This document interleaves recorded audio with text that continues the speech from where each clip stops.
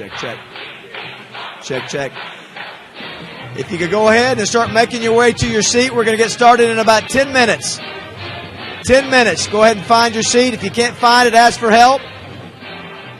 Don't sit in a seat that's got somebody's name on it if it's not yours, please.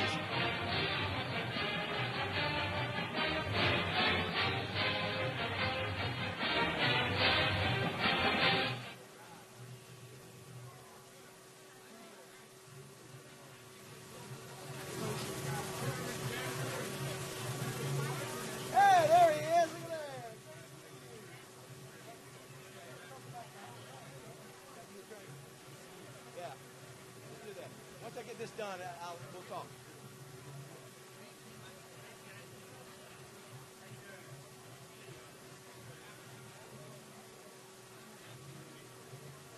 Say, Jay, how are you, man? That's my job. Just keep that logo straight.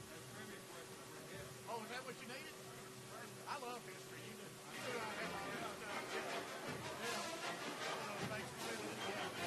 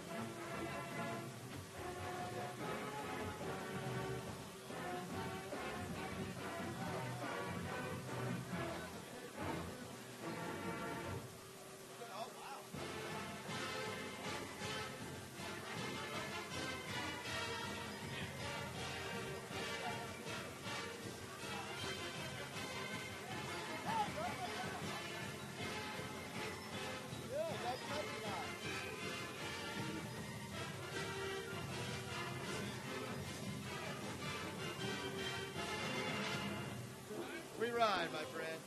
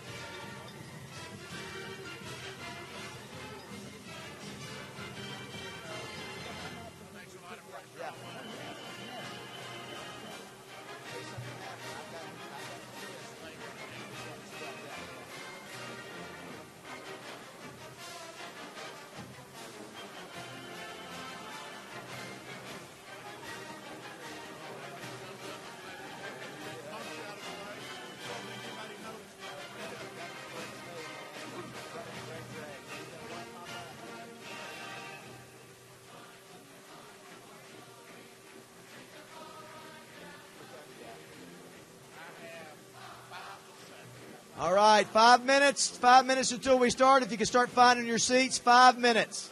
5 minutes. You know, I think I made my text. I'm still going to use my glasses.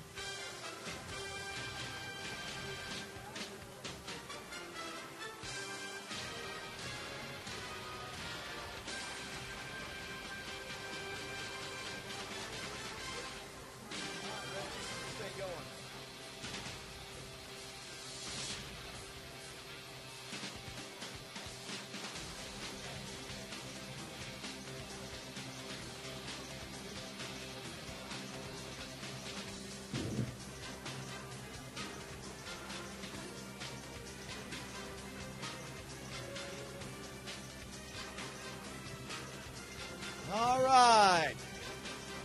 Brent, can you lower the lights a little bit? We're dimming the lights a little bit. We can't dim them so dark I can't see, even with my glasses on. So hold it right. That's good. That's about right there. Thank you. That's perfect, Brent. Well, welcome. Great to have you here at the 13th Annual Little Rock Touchdown Club Awards ceremony. This is the best in football there is. I mean, you've got the best in football, high school, college, players, coaches. You also have some of the greatest NFL players to ever play here. You got future NFL players here. You got the greatest mamas and daddies and everything else. So let me hear if you love football. That's why you're here. That's why you're here tonight. That's right. All right, we got some of the best coaches in the South here, and they know about this fast offense. And I'm going to have to play fast offense tonight to cover. As you can see, we got a lot of honorees. And the goal tonight is to try to give everybody a little bit of attention. We don't have enough time to give everybody a lot of attention. We want to give everybody a little bit of attention and a pat on the back for their great hard work. And then we are so fortunate to have someone like Archie Manning here tonight, one of the greatest names in the history of football. And I'll tell you right now, just watching his graciousness and his humbleness in taking pictures with our honorees, I'm even more impressed than what I thought it would be just by watching the way he handled himself. Just a first-class guy. And you players, this is something you're going to be able to look back 20 years from now and say you remember the night you heard Archie Manning speak. So we're very honored to have him. We've got a few other special guests I want to recognize real quick. One of the greatest tight ends to ever play the game of football. His son's being honored up here today. Keith Jackson. Where's Keith? Stand up, Keith. There he is right there. It's always great when big brother comes back to support younger brother, and one of his brothers is being honored tonight. So guess who's here tonight? Coming in from the West Coast, Hunter Henry, everybody. Where's Hunter at? Hey, how about that? How nice of that is that for him? Of course, I got to give credit to his dad. His dad's about as old as me, and Mark was a great Razorback, and what a class act you are, Mark, and what a great family you raised. Great to have you and Jenny here tonight. Also, one of the great defensive ends who chased Archie Manning around the Sugar Bowl back in the late 60s, an All-American from Arkansas, Bruce James. Where's Bruce? Where's Bruce at? There he is, right there. Another guy who competed against Archie back in the day, one of the greatest receivers in the history of the Razorbacks. Chuck Dykes, everybody. There's Chuck.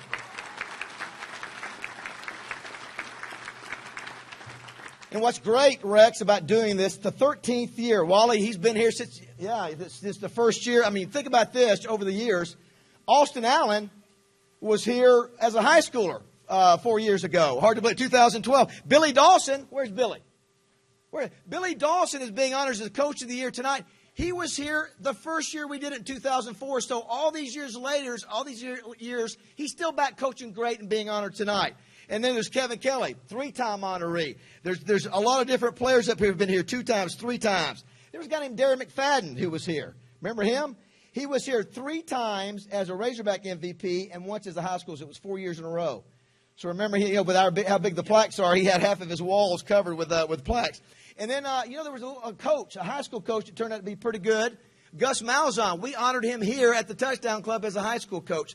So we've really been able to meet and be able to honor some great players and coaches over the years. And we're honored to have all these great athletes up here today. We couldn't do it without our sponsors, so hang tight with me. Let me thank some sponsors real quick. First, I want to thank Warren Stevens and the Stevens family for bringing in Archie. We really appreciate them doing that. We couldn't make this happen without them stepping up and helping with his travel. Twin City Limousine, Dale Bennett, Greg Hatcher, thank you so much for helping us throughout the year, and our transportation for all of our guest speakers. Little Rock Convention and Visitor Bureau, we're really proud to be the Little Rock Touchdown Club. CGRW, Cranford, Johnson, Robinson, Woods, Mark Raines, Dan Sawyer, Darren Gray, they handled all the Cliff Harris Award, National Award publicity. We appreciate that. 1037 The Bus, Steve Johnson, Justin Acree, Randy Rainwater was doing his live show here tonight. We appreciate the Buzz's support. War Memorial Stadium, great to have the Gray Old Lady be a sponsor of the Touchdown Club throughout the year. Jerry Cohen, the GM. Epic Health, Mike Whitfield, Scott Davis, making a difference, saving lives with what they're doing with Men's Health. They're also the sponsor of the Sully Award, which we'll present here in just a few minutes. Farm Bureau, Pulaski County, Todd Dennis, Shauna Harper, Stephen Reichert, Gary Olson, first-class people. When it comes to insurance, we appreciate them being a sponsor for the Touchdown Club again this year. Wendy's, my favorite fast food place to go. Nan Trammell. If it weren't for Wendy's, we would not have the Dan Hampton and Willie Rofe Awards, and we appreciate that. And speaking of that, I got a buddy of mine here that was my teammate back in the day. The Mike Erie family is our next sponsor. My buddy Mike is good friends with Dan Hampton, and he said, we need a trophy for Dan. So Mike, out of the goodness of his heart and how much respect he had for Dan, just cut a check for us to get these big, giant trophies back here, which you'll see in just a minute. So I want to thank you, Mike. And Mike's been battling cancer, and we're so glad he's here tonight. Being successful, he's going to beat that cancer. Thank you, Mike and Deanne. Crane Automotive, Larry Crane, Chris Crane, Drew Dees. Larry, you've been with us for multiple years now. We could not do the Touchdown Club without your support. Thank you so much for what you've done for us at Crane Automotive. Wright, Lindsay, and Jennings. If it weren't for Wright, Lindsay, and Jennings, we would not have the Cliff Harris Award, the Small College Defensive Player of the Year. And the person who's been the point person for Wright, Lindsay, and Jennings is Judy Henry, a great attorney, a great sports agent. She's my personal attorney. And Judy, will you come up and say a few words real quick? Judy Henry, everybody.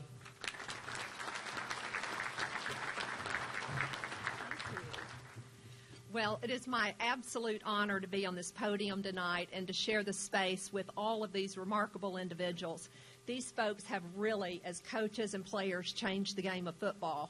And like all of you, love football and are here tonight because of it. We share this game, and I'm humbled to be here with legends and legends to be in the football world. And to our guest speaker, Archie, thank you so much for gracing us with your presence tonight and being here to celebrate and enjoy the evening with us. I want to say a special shout-out to David Basil.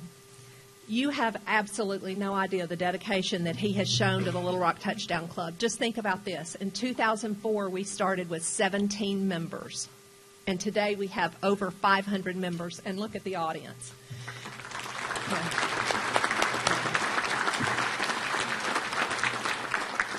David has a saying about our Touchdown Club, and he says that we are one of the best touchdown clubs in America. But I'm here tonight to declare us as the best touchdown club in America. You agree? And tonight we get to honor Cliff Harris and Cliff Harris's legacy. For those of you who are on the stage and for those who want to play in the NFL, there is no one you can more emulate than Cliff Harris. All you have to do is look at his homegrown talent that we have here in Arkansas. He overcame all odds, not drafted in the 1970 NFL draft, had one college scholarship, and look what he did. He played 10 years in the league for the Dallas Cowboys. And not only that, he made it to 6 consecutive Pro Bowls. Pretty amazing. He also led the Cowboys to 5 Super Bowl games, and he earned the name, Captain Crash, for those thousands of hits that he made in the backfield back there. Cliff really changed the free safety position in football, and so tonight we honor him and support his legacy of the game. Through his perseverance and his passion and his determination, he made it against all odds. And tonight, Connor, we honor you for those same traits. Connor has gained the respect of his coaches and the players and, most of all, his opponents. You're being honored tonight as a Small College Defensive Player of the Year because you've shown the same commitment that Cliff Harris made, and the committee saw that in you. Connor overcame a season-ending injury, and then he served as the leader and the captain of his team from 2013 through the end of his college career. And most of all, he became the first player in all college levels to make more than 600 tackles.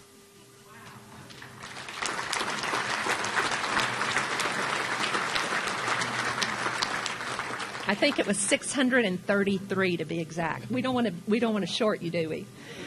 And believe it or not, over half of those were solo tackles. Pretty amazing.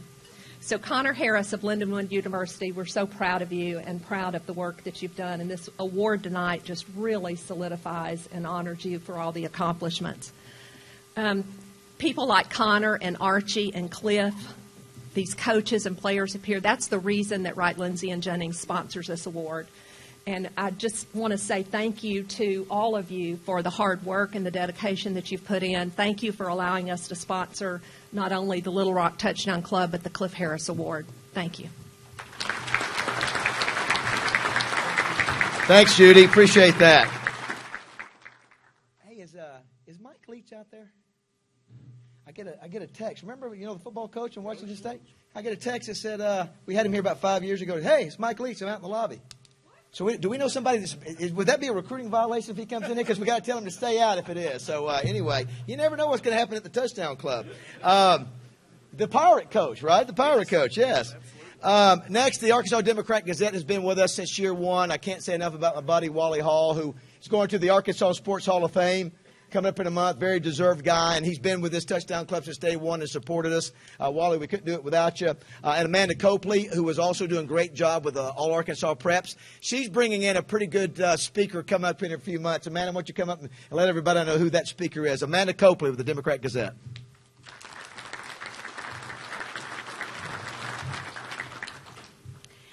Each week throughout the football season, the Arkansas Democrat-Gazette has singled out a player of the week that we recognize here at the Little Rock Touchdown Club for an outstanding performance.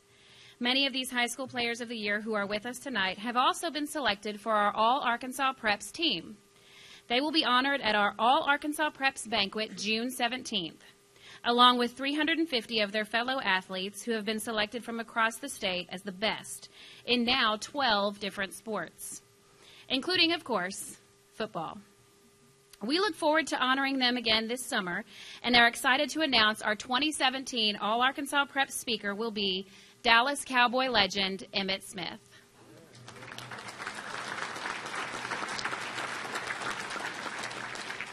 So on behalf of the Arkansas Democrat-Gazette, I'm excited to continue our ongoing partnership with the Little Rock Touchdown Club and its end-of-the-year banquet. We are extremely proud of these individuals and their accomplishments this season. Congratulations to all of you. Thanks, Amanda. Emmitt will be outstanding. Our last sponsor I want to thank is our presenting sponsor, who really raised the bar for us a few years ago when they took over the presenting sponsorship of our club. It's Simmons Bank. President George Macris could not be here, but thankfully we have Adam Mitchell and Chris White who have been here pretty much almost every meeting throughout the years, as many as they can get. For those of you who haven't heard, Simmons Bank has just reached the $11 billion mark in assets, and that's an amazing for a local bank from Pine Bluff, Arkansas. That started back in the early 1900s. That's impressive, and we couldn't do it without you guys, Adam and Chris, and tell George we miss him. And also on behalf of Simmons Bank is a guy that everybody here at the Touchdown Club knows, Rex Nelson. Rex, come on up. Thanks, David. You know, this club really was formed on a shoestring. It was a little room right off the restaurant of what was then the Little Rock Hilton on South University Avenue, and a small group of us got together. We all put money in for lunch at the end of the meeting. David and I still remember which one of you didn't leave enough for the tip because we got stuck with that. We want you to know that. But we started small. But in our second year, Lunsford Bridges, who is right up front tonight, stepped up with Metropolitan National Bank. And Lunsford, we could not have kept this club going all these years without your support. Thank you very much for that. 3 years ago, after Simmons had acquired Metropolitan, never dreaming that I would end up working at Simmons, David and I talked, and I said, you know, Simmons is everything we are. They're Arkansas-based. They're Arkansas-proud. Other banks wanted this presenting sponsorship, David can tell you. And I said, I think we definitely need to give Simmons the right of first refusal. Well, George Macris stepped up. Simmons stepped up. And here we are today. As David mentioned, Adam, Chris are at the head table. I've got a number of my Simmons colleagues here. Will you just raise your hand, all of our Simmons colleagues? We are deeply, deeply honored to be the presenting sponsor of what Judy truly said is the finest club of its type in the country. As David said, once our recent acquisitions are approved, we'll be over $11 billion in assets. We'll have operations in 7 states and probably growing from there. But one thing remains constant. Since 1903, we have been based in Pine Bluff, Arkansas. We are proud to call Arkansas home, and we are proud at Simmons Bank to be the presenting sponsor of the Little Rock Touchdown Club. David, thanks for all you do.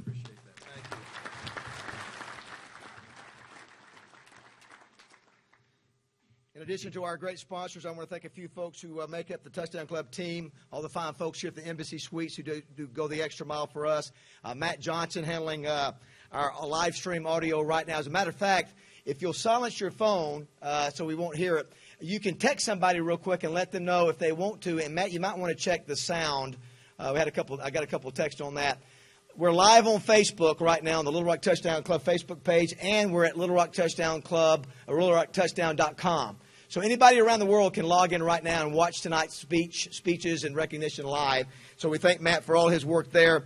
Dwayne Duncan, who's done so much with our photography. Thank you, Dwayne, for all your work throughout the year. All the pictures taken tonight will be on the Touchdown Club website in a few days. RJ Hawk Media Solutions, handling all our social media. He also did all of our voiceovers for all of our introductions tonight. Thank you, RJ. Don't forget, if you want to tweet, at LR Touchdown Club is our Twitter, and we're also on Instagram. All the young guys know what I'm talking about there.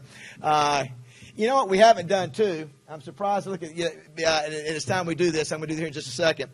Jim Rasco normally does our introductions. He does a great job. We appreciate him. Rex Nelson does our weekend wrap-up every week. And we also have a Touchdown Club chaplain, and he's going to bless the food, which we should have done at the beginning, but we're going to call him up now. Gary Underwood. Gary, will you come up and lead us in a word of prayer? Thank you, David. This whole season, I've had to say an extra prayer once a week for David. It's either to get him to remember or to forgive him for not remembering, so that's okay. But if you would, let's join together in prayer. Dear Heavenly Father, we thank you so much for the opportunity we have to gather tonight and just honor so many people that have worked so hard to get to where they are. The high school players and coaches, the college players, their coaches, the families that have done so much to make sure their young men have been able to accomplish their dreams and move on toward further dreams. Lord, we just ask you to use them and use every one of us in this room tonight to impact people every day in whatever way and whatever gift you've given to us. We do want to say a special word tonight for a young man who is a tremendous Razorback fan, Kanan Sandy, who is in the hospital.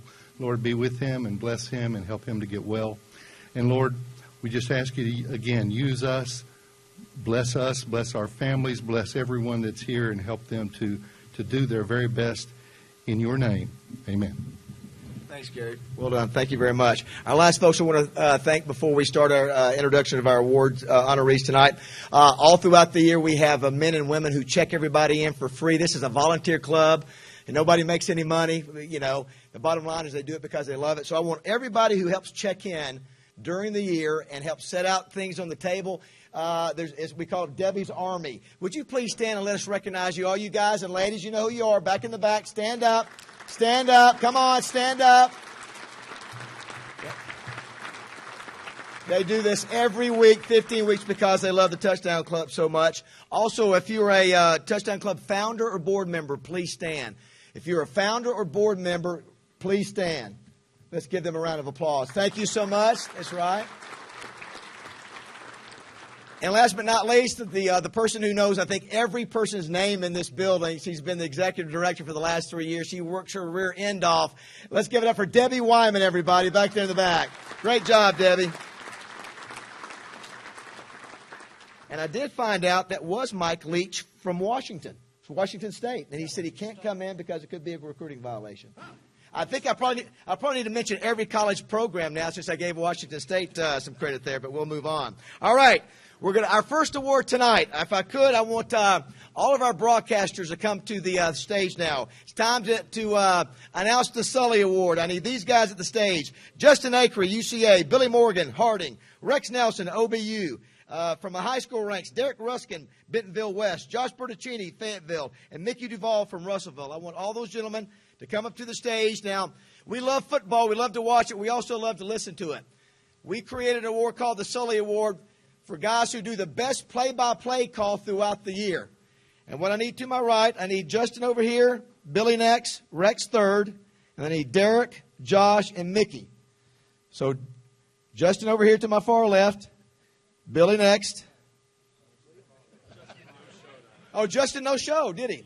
Okay, so what we're going to do, this was named after Steve Sullivan. And we love Sully because Sully, nobody gives a call like Sully. Enthusiasm over the top. And so we give this Sully Award in the college and high school ranks. And let's start first with our high school calls. I'll tell you what, we'll start with our college calls. Right, Matthew? Let's start with Justin Acree from UCA. Arkansas State has no timeouts left.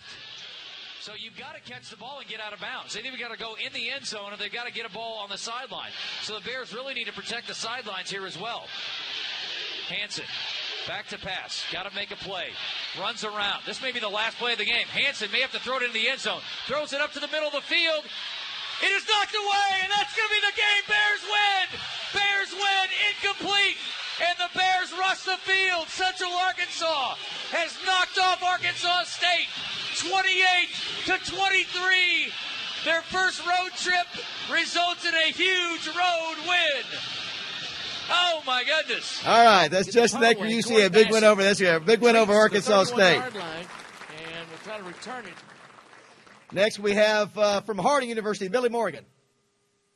They get the punt away. Corey Bassett retreats to the 31-yard line, and we'll try to return it. He makes the first man miss. He's trying to run to the left side. Gets by 2, 3, across the 40, 45. He's at midfield. Corey Bassett to the 35, 30. Left sideline. One man to beat. At the 10, at the 5. Touchdown, Harding. 69 yards. Corey Bassett. And the Bisons lead it 48-17 on the final play of the first half. All right, that's Billy Morgan from Harding. All right, very good job, Billy. All right, stand up, Rex. Rex Nelson, the voice of the OBU Tigers. Let's hear Rex's call. Officially to 45 now, so about a length of the football is what we need. Now they're going to split out, and they're going to go with the direct snap to Chris Oliver on third and very, very short. Oliver breaks out of there, and he may go 40, 35, 30, high stepping at the 20. He gets around him into the 10, 5. He dives. He's to the land of milk and honey. Give him 6. Touchdown, Chris Oliver. Touchdown, Washington. The 2016 Collegiate Sully Award Call of the Year goes to, in college, Rex Nelson, OBU.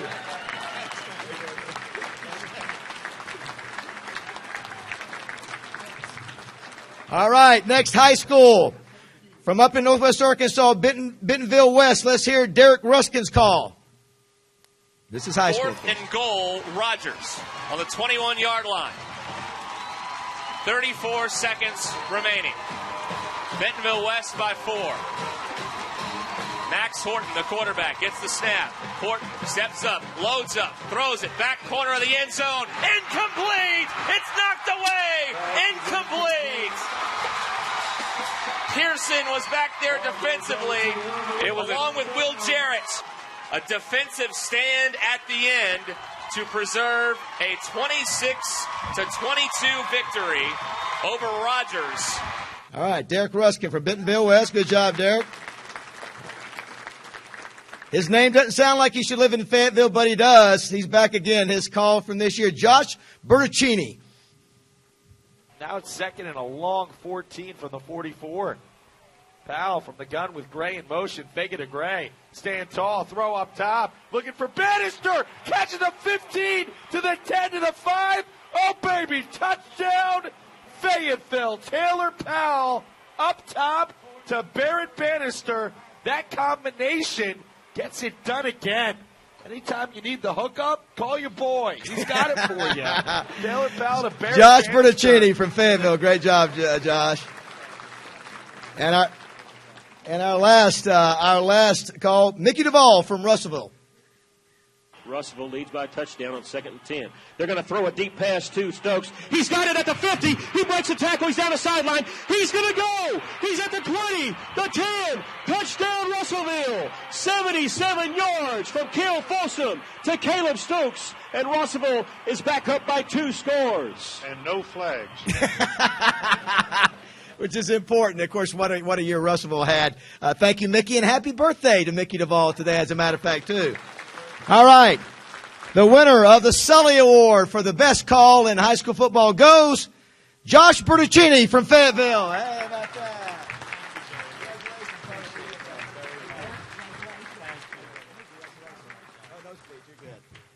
How about that? You know, sometimes we forget about those guys. As a matter of fact, I think I see the man himself. Let's give it up for Steve Sullivan right back there in the back. There you go, Sully.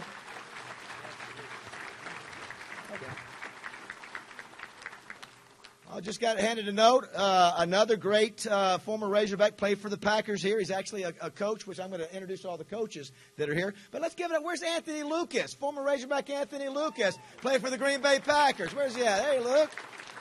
Great to have Luke. All right, next is our Scholar Athlete Award. This is something we've teamed up with the Arkansas Sports Hall of Fame and the National Football Hall of Fame. Rex, will you come up and do the duty, please? Yes, I sure will. You know, David adds things to this club every year, and 3 years ago we were very honored when the Little Rock Touchdown Club became the Arkansas chapter for the National Football Foundation. The National Football Foundation, in case you are not aware, has been around since the 1950s. General Douglas MacArthur, who was born right here in Little Rock, was one of the founders. It manages the College Football Hall of Fame, the annual ceremony at the Waldorf Astoria Hotel in New York, and the Hall of Fame facility in Atlanta, which is a marvelous facility downtown. If you're ever in Atlanta, you owe it to yourself to go there. The National Football Foundation and College Hall of Fame has provided literally millions of dollars in scholarships through the years. Archie Manning, our speaker tonight, is the chairman of the National Football Foundation. He has been since 2008. In fact, Archie has been on the board since 1993. In my mind, Archie Manning is the National Football Foundation. Unlike the banquet at the NFF, we don't make you wear a tux to this one, though, Archie. The Touchdown Club has now teamed up with the Arkansas Sports Hall of Fame. We are honored to have with us Keith Ingram, a president. Wally is a former president of the Hall of Fame, very active, to annually honor scholar athletes through the National Football Foundation's National High School Scholar Athlete Program. We would like to honor 6 scholar athletes tonight and announce the person who will be submitted to the National Football Foundation for national recognition. You may not be aware, but 2 years ago, Will Heffley from Pulaski Academy here in Little Rock was submitted by our club, and he was chosen as one of 6 national finalists. Criteria for the award, not limited to, but includes academic achievement, athletic accomplishment, and community involvement. So I'm going to call the names of each of these young men. Stand as I call your name. Hold your applause till we've seen all of them. But as they stand, Keith will present them with their certificate. They each will receive a $500 scholarship tonight from our club. First, from Alba High School, offensive lineman Nick Pointer. Nick Pointer. You can go on and applaud. From Charleston High School, linebacker Drew Young. From West Memphis High School, Keith's hometown, defensive back and wide receiver Rashad Hall. From Fordyce High School, wide receiver and free safety Dylan Rice. From Junction City High School, quarterback and defensive back Joe Lowe. And from Clarendon High School, offensive lineman and defensive end Jimmy Self. I don't think Jimmy was able to be with us tonight, was he? Our winner, we will submit his name for National Scholar Athlete. He has a 4.05, not just a 4.05 grade point average. I want him to know this whole front row doesn't add up to 4.05 high school grade points. we will honor the Fordyce Redbug, Dylan Rice. Dylan, stand again, if you will. Let's get your picture with Archie Manning and Keith Ingram. Yeah. Dylan Rice. Where's Dwayne? Right there.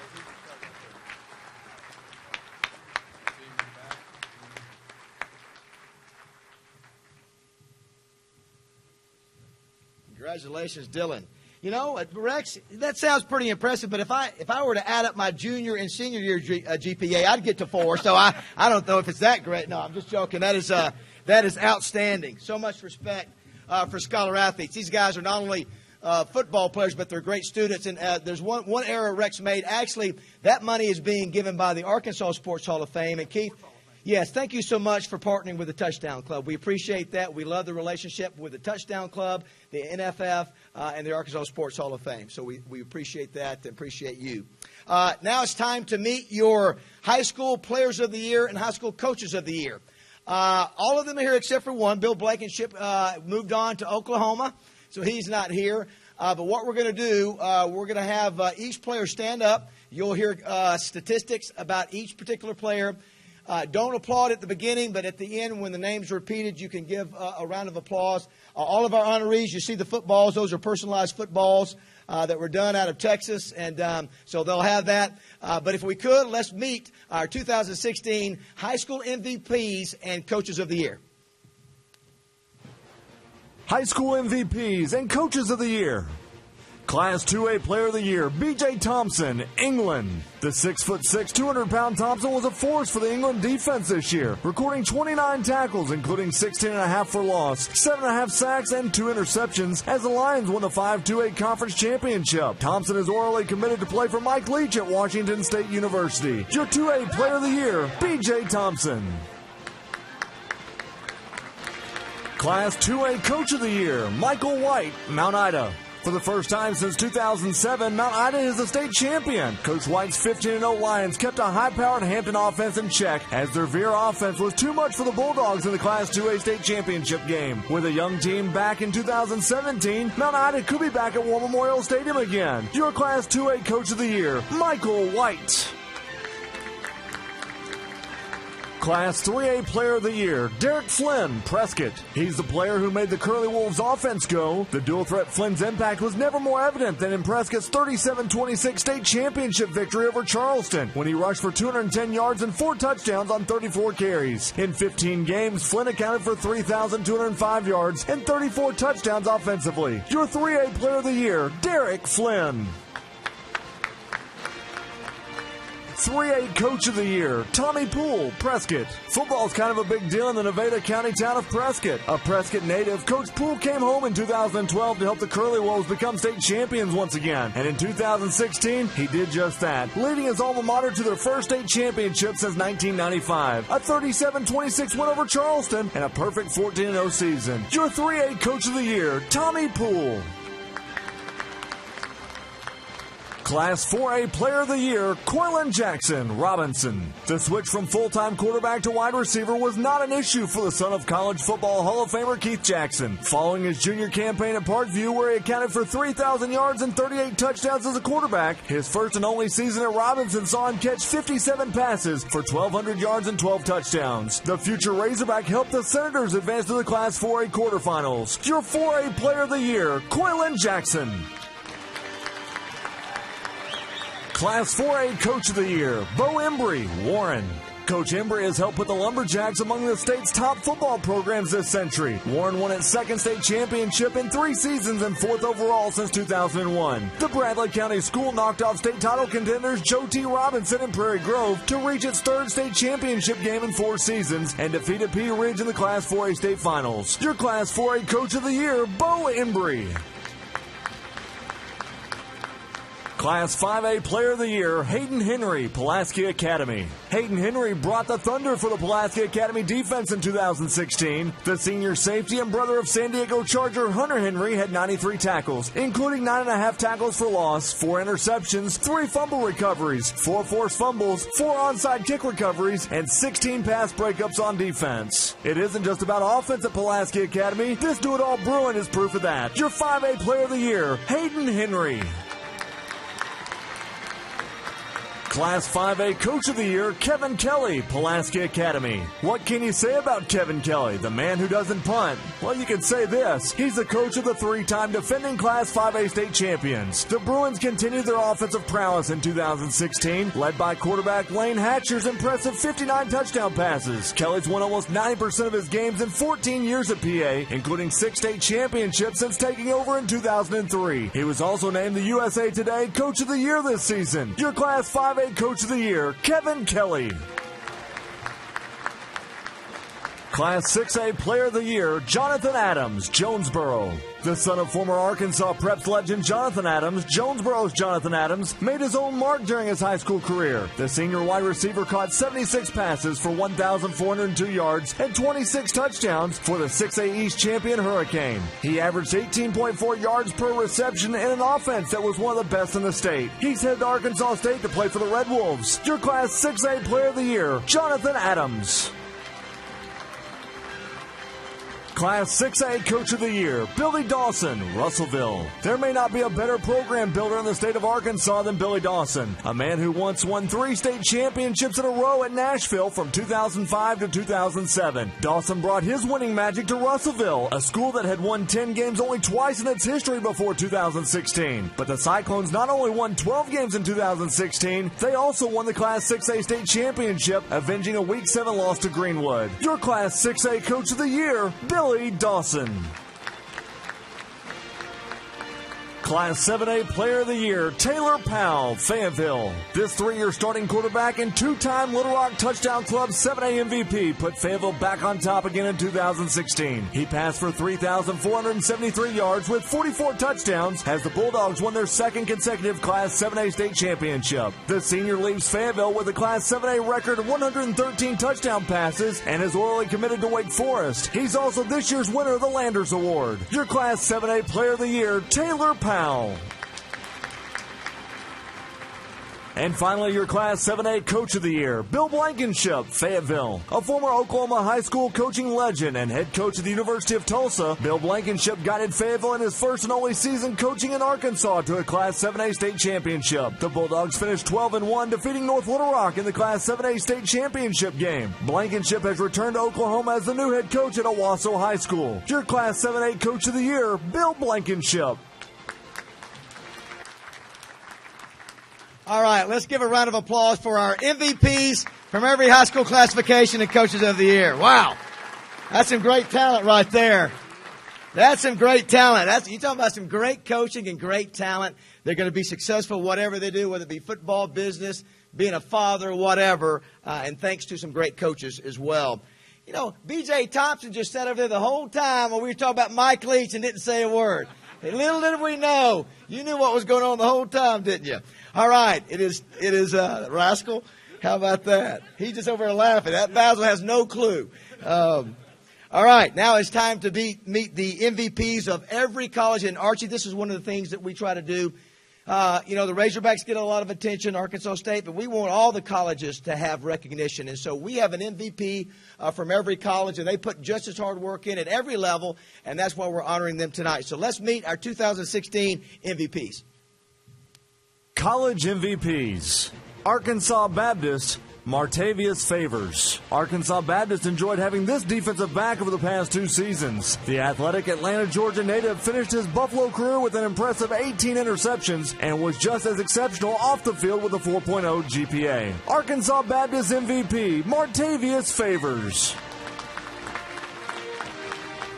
Team MVP for Lyon College, Michael Bowles. The Central States Football League's top running back resided in Batesville this past season. Bowles rushed for 1,457 yards and 10 touchdowns, finishing first in the CSFL, and even more impressive, ranked 5th in the nation for NAIA schools in rushing yards. Lyon College MVP, Michael Bowles.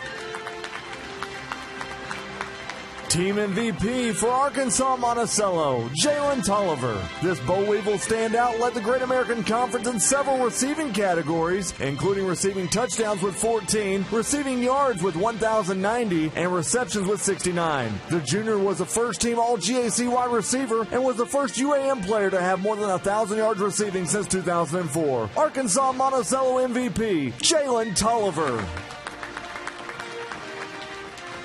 Team MVP for Arkansas Tech, Jabias Cross. Talk about versatile. Cross started the season as a wide receiver and return specialist, but ended up at quarterback, finishing the season with 11 touchdown passes and 4 rushing touchdowns. He was a second-team All-Great American Conference selection. Arkansas Tech MVP, Jabias Cross.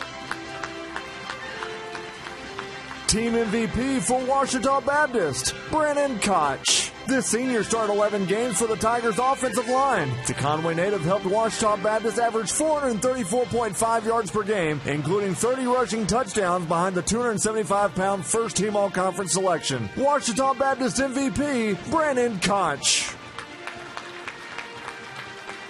Team MVP for Henderson State, Cameron Saunier. The Reddies defense depended heavily on this first-team All-Great American Conference linebacker. Saunier had a team-high 87 tackles and led the GAC in tackles for loss with 15. He was one of 4 first-team All-Conference selections for the Henderson State defense. Henderson State MVP, Cameron Saunier.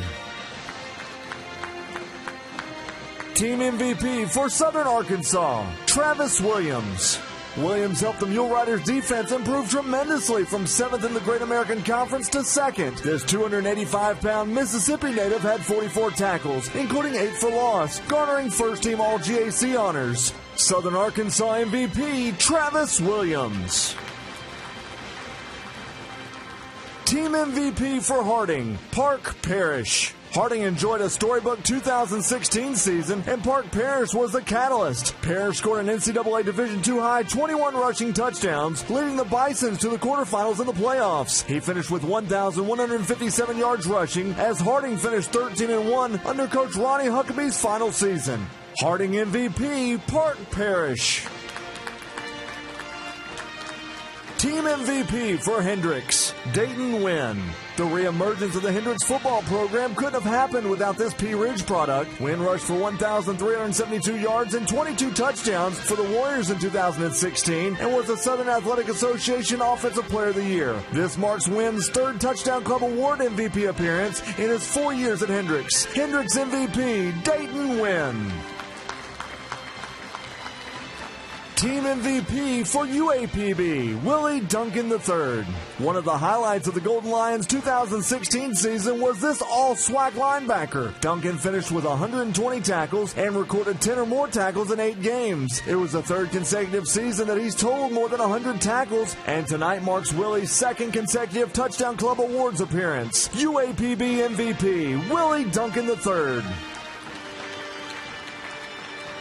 Team MVP for UCA, Desmond Smith. This Bear finished his career as one of the best wide receivers in school history. Smith caught 70 passes for 893 yards and 7 touchdowns to help UCA advance to the FCS playoffs. The Bentonville native leaves UCA as the school's all-time leader in receiving yards with 2,828 and receptions with 226. UCA MVP, Desmond Smith.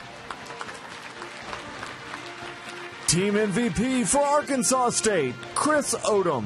Odom was part of an outstanding defensive line at Arkansas State in 2016. He was 2nd in the Sun Belt Conference with 12.5 sacks, which ranked him 9th in the nation and was the 3rd most in school history. He had 17.5 tackles for loss and caused 4 fumbles, which ranked him 10th in the country. He's also the winner of the 2016 Dan Hampton Award for Outstanding College Defensive Lineman of the Year. Arkansas State MVP, Chris Odom.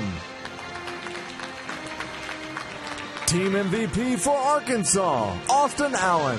Austin Allen waited his turn patiently behind his brother Brandon, and once it was his turn, he didn't disappoint. As the Razorback starting quarterback, Allen led the SEC in passing with 3,430 yards and added 25 touchdowns, including 400 passing yards and 30 points against Alabama, and a 31-10 win over SEC Eastern Division champs Florida. Arkansas MVP, Austin Allen.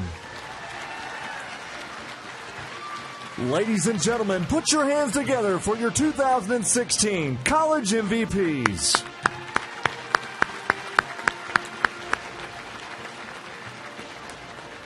You know, you just saw a lot of college athletes. You just saw a lot of high school athletes and a lot of coaches who have sacrificed and worked hard. I think it's time. We need to let's give them a standing ovation for the outstanding job that they did this year. Let's let them hear your appreciation of what they did.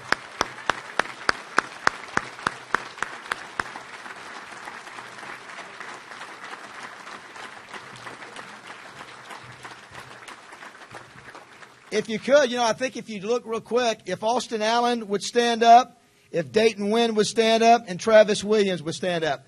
We're going to have a hair-off. Who has the best hair of these three players?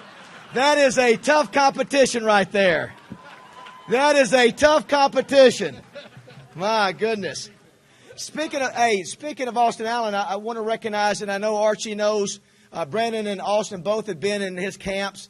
And Bobby Allen has been a long-time coach for the Razorbacks. I know Ken Turner's here for the Razorbacks. And if there's ever been a coach that's developed two young men that you couldn't be more proud of to have at the flagship university in the state, it's this guy, Bobby Allen. Where's Bobby? Is he here? Would you please stand? Let's recognize Bobby Allen.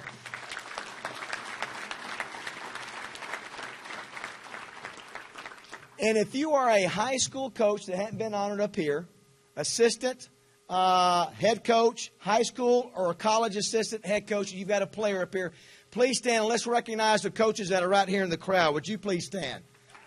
That's it.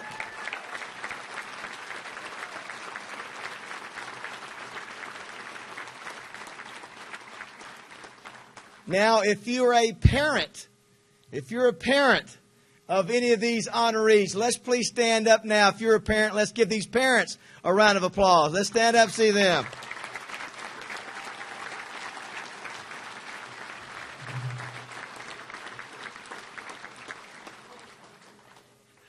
Our next award is the Dan Hampton Award. For those of you who don't remember, Dan Hampton was an All-American in 1978 for the Razorbacks, taking the 4th overall pick in the NFL draft in 1979. Played 12 seasons for the Bears, one of the greatest defenses of all time, 1985. He was All-Pro in 6 of his 12 seasons and was named to the NFL All-Decade team for the 1980s. I have to bring this up, Archie, because we're going to play a video from Dan here in just a minute. 1984, against the Minnesota Vikings. Dan Hampton and the Chicago Bear defense sacked Archie Manning 11 times. Which at that time was tied for the second most in NFL history. Poor Archie Manning had to deal with Dan Hampton for 2 hours that day, and Dan's going to mention that. And Dan was also inducted in the NFL Hall of Fame in 2002. And Archie, one of the reasons that we have a Dan Hampton Award because Dan Hampton was an Arkansan. And one of the greatest players to ever play, and we're proud of him. And so we give a Dan Hampton Award to the top high school and collegiate defensive lineman of the year. So at this time, Matt, let's punch up our winners. Let's introduce our winners for the Dan Hampton Award, both college and high school, and then we'll present the trophy.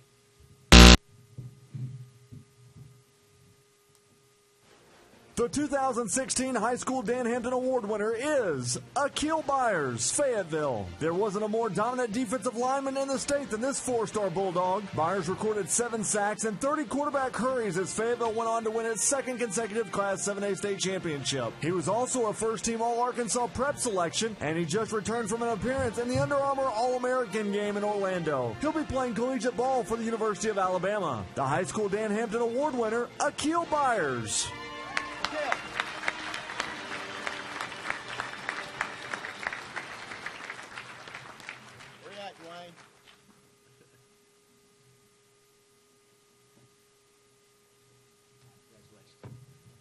Big plaque for a big man. There we go.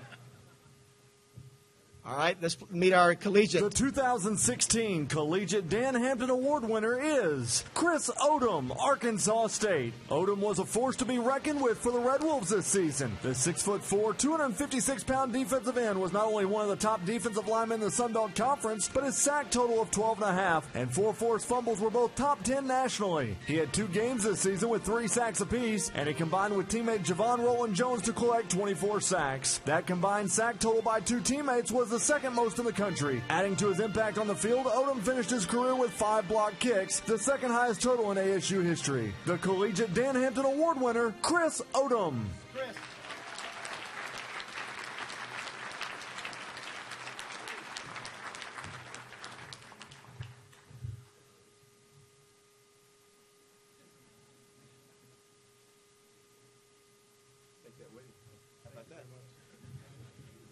Let's give it up for our Dan Hampton Award winners. Now, Chris, I understand Chris's dad Cliff is here, and he played in the league for 13 years. Where is Cliff Oat? Please stand up. Let's give you a round of applause. Playing in the league for 13 years.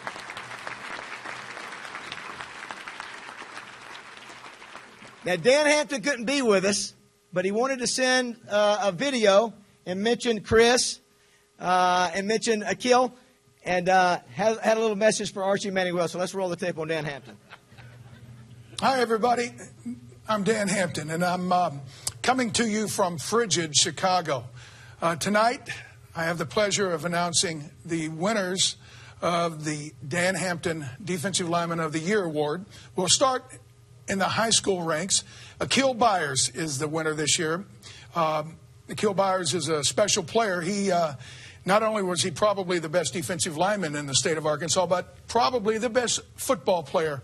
It's unfortunate, it looks like, that he won't be playing for the Razorbacks, but he has terrific size, strength. He gets after it. He's got great quicks. He'll be a great player for a lot of years to come. Congratulations to Akil Byers. As far as the Defensive Lineman of the Year in the collegiate ranks, this year the award goes to Chris Odom. Chris is the defensive lineman with Arkansas State. I still call them the Arkansas State Indians. I'm part Indian, I can say that, but it's the Arkansas State Red Wolves. But he was first team All Sun Belt twice this year. He was named Defensive Player of the Week. He was very physical against the run. He was a playmaker at the point of attack, but he's a great pass rusher.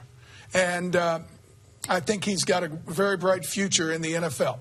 And that brings me to a real quick point about your guest speaker tonight. And I really hate that I'm not going to be able to be there, but I got to tell you a story about the great Archie Manning.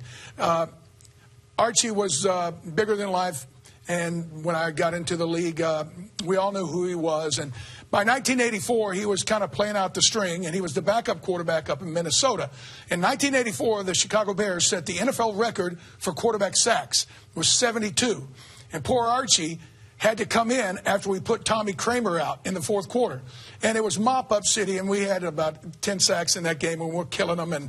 And anyway, I got to tell you, I always held Archie in such high esteem because in 1969, my dad bought a square in a football pool. In the winter, it was for the Sugar Bowl, 1969 Sugar Bowl between Arkansas and Ole Miss. And the Mississippi beat us 16-2. And my dad's numbers were 6-2, and we won the color TV. And that's how we got our very first color TV. Now, years later, I'm playing against him, and we're running a bunch of stunts, and we're killing them. And there's one play at the end of the game, we're running a double tackle twist, and that's where the tackles go out and the ends come underneath. And Archie goes back for a pass, and he's running for his life, and he sees the parting of the Red Sea, and he takes off running. And I come around the corner, and I hit him right in the helmet, and it sounded like a bomb went off. And I'm looking on the ground, and there's Archie, and his nose is gone, his blood everywhere. And I'm thinking, oh, my God, I've killed Archie. I killed Archie. Archie got us our TV. I feel so bad. I never felt worse in the course of a football game. But Archie, you're bigger than life, and nothing but respect. One last thing. Years later, I was playing in a golf tournament, and your son Peyton was there, and I was like getting out of my cart, and he was on another hole, and he was getting out of his cart, and I'm looking at him. I said, that tall, skinny, geeky guy, I know that kid from somewhere. And he's looking at me, and then all of a sudden he goes, hey, I know you. You're the guy that broke my daddy's nose. I kind of stuck down in the cart. Hey, we love you, Archie. Go Hogs. Thank you, everyone. Again, congratulations to Akil Byers and Chris Odom, the 2017 Defensive Lineman of the Year Award. Thank you. Dan Hampton, everybody. How about that? Hey, David, I got to say, I hate to correct Dan Hampton, but 16-2 was the score Arkansas beat Georgia the previous year. 27-22 was the score of the Ole Miss game. So maybe his dad won the previous year. But I wouldn't say that if Dan were here. Well, all I know, I can look at Archie and tell his nose still hurts from that hit that I had to put on him. But I thought that was a great story. By the way, the first two winners of the Dan Hampton Award went to a guy who was starting at defensive end for the New England Patriots this weekend, Trey Flowers. And I'll tell you what Dan did. And Dan and Willie do this. And this is the greatest compliment to the winners of the Rofe and Hampton Awards. They look at film of every player who's a nominee. Here's Willie Rofe and Dan Hampton. They're looking at film of every one of these players. And so that's the ultimate compliment. And so, anyway, we thank Dan and we wish Trey, obviously, good luck. We wish the best to Kill Byers and Chris Odom in their future careers. Also, now time for the Willie Rofe Award. Willie, Archie, you know Willie very well. He's another Arkansan, Pine Bluff High School. Went to Louisiana Tech, consensus All-American. 8th overall pick in the NFL draft. Hampton went 4. Willie went 8. Those are Arkansas products. Played 13 seasons for the Saints and Chiefs. Listen to this. 11 of 13 years that Willie Rofe played in the league, he was All-Pro. 11 of 13. He was selected to the NFL All-Decade team for 2 decades. The 90s and the 2000s. In 2012, he was inducted in the NFL Hall of Fame. 2014, the College Football Hall of Fame. 6'5", 320, light on his feet. Very impressive. Let's meet our Willie Rofe winners for 2016. The 2016 High School Willie Rofe Award winner is Kirby Adcock, Nashville. The Nashville Scrappers had one of the state's top offenses in 2016, and this first-team All-Arkansas prep selection helped pave the way. With the 6'5", 275-pound Adcock up front on the offensive line, Nashville averaged a whopping 53.6 points per game and had a 2,000-yard rusher in Darius Hopkins. Adcock is now on campus at the University of Arkansas as an early enrollee for the Razorbacks. The 2016 High School Willie Rofe Award winner, Kirby Adcock.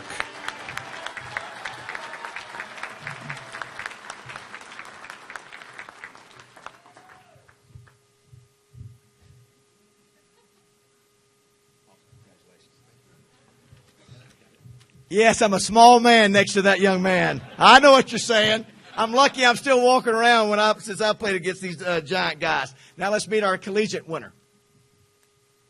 The 2016 Collegiate Willie Rofe Award winner is Dan Skipper, Arkansas. This 6'10", 319-pound Colorado native became the 56th All-American in Razorback history and the 10th offensive lineman in program history to be named first-team All-SEC. The 2-time SEC Offensive Lineman of the Week helped pave the way for SEC leading rusher Raleigh Williams and league passing leader Austin Allen. He finished his Arkansas career with an amazing 47 consecutive starts in 4 years, including 26 starts at left tackle, 13 starts at right tackle, and 8 at left guard. He also holds the Razorback record for most blocked field goals in a career with 7, only 2 short of the all-time record in college history. The Collegiate Willie Rofe Award winner, Dan Skipper.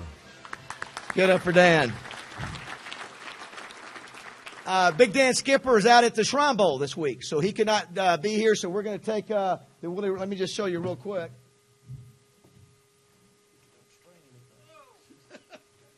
This is the Willie Rofe Trophy. Beautiful.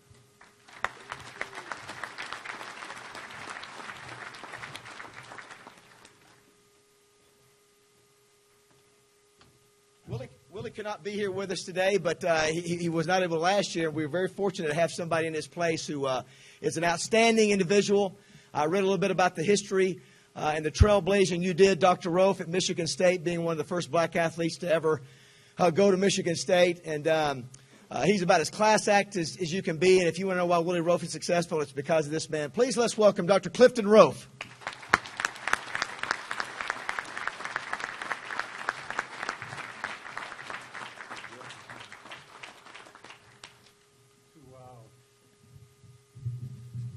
Chairman, Mr. Brazo, our guest speaker, Archie, black and gold run deep in me. To all of our honorees, to all of you in the audience, I'm not going to be very long, but I am a messenger. And what I want to talk tonight is about hope. At a time when our nation is facing, and the world is facing so many problems. On the other hand, there seems to be darkness, all of the negatives, but there's still hope. And I want to personalize hope through football. See, all of you fellows have hope that someday you'll get somewhere, and you worked hard for it. and you will. But I want you to understand the uniqueness of where you are. There are many pundits, erudites, and they ask, what is great about America? Why is she different? Why should we honor her? Let me tell you a story about hope and football. And it's just one example of why America is special. I'm the seventh of 9 children. I grew up on a 4-room shack on the east side of Pine Bluff, Arkansas. My father never finished the 1st grade. He had to go to work. My mother finished the 3rd grade. But they instilled in us a love for God, a love for country, a love for school, and a love for community.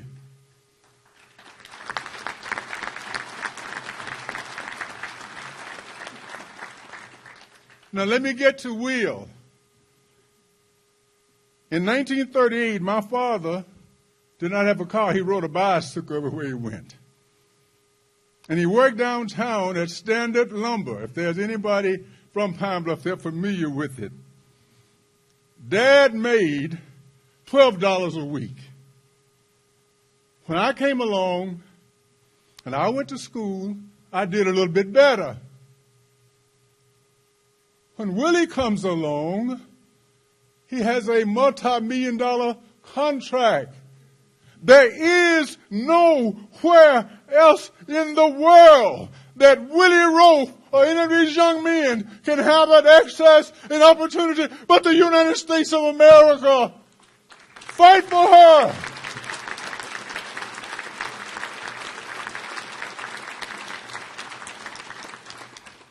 We got problems. But if you didn't have problems, you wouldn't enjoy the good times. America will be all right. We will come through because this nation was set up on Judeo-Christian concepts. And I'll be incorrect here, David, but that God that created this nation has not forgotten her. And we have hope, and we're going to be all right. Yay! Wow!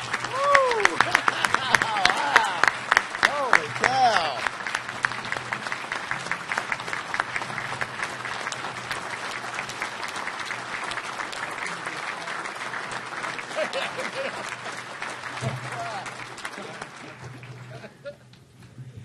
It's time for the altar call now.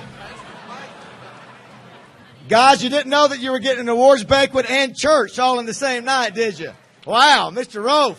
Archie, look at Archie. Archie's going, do I got to follow that? Well, thank you, Mr. Rofe. I told you, if you want to know why Willie's successful, that is exactly the reason why. Thank you, Mr. Rofe. Our next award, only got a few more to go before we get to Archie. Our next award is called the Paul Lills Award. It's named in honor of the great Paul Lills, the voice of the Razorbacks from 78 to 2005. In my opinion, the greatest voice of the Razorbacks ever. We lost Paul in 2006. Besides being a tremendous broadcaster with a great voice, he'll always be remembered as one of the most tremendous, high-character individuals you could ever meet. So for 11 years now, we've honored a Razorback football player that exhibits tremendous character and perseverance in the face of adversity. Well, our 2016 Paul Lills Award winner is Razorback running back Raleigh Williams.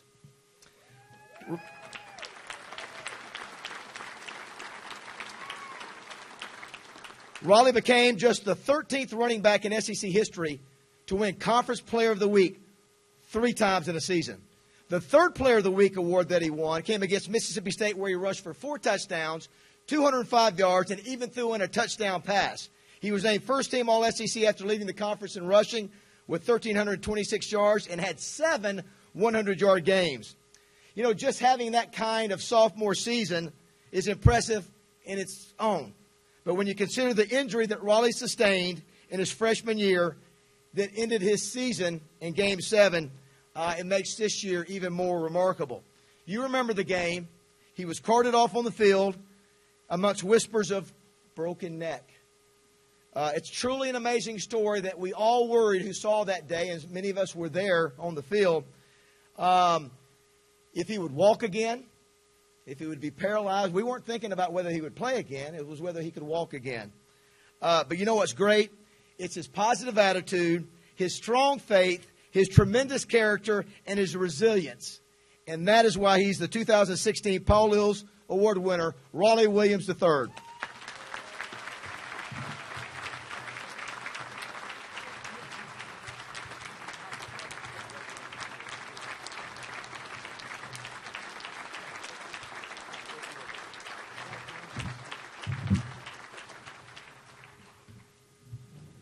How you guys doing? First of all, I'd just like to thank God for not only allowing me to win this award, but just allowing me to stand here in front of you guys healthy right now. When you go through some of the things I went through the last year or two, you learn not to take much for granted. So it's just a blessing to be here in front of you guys.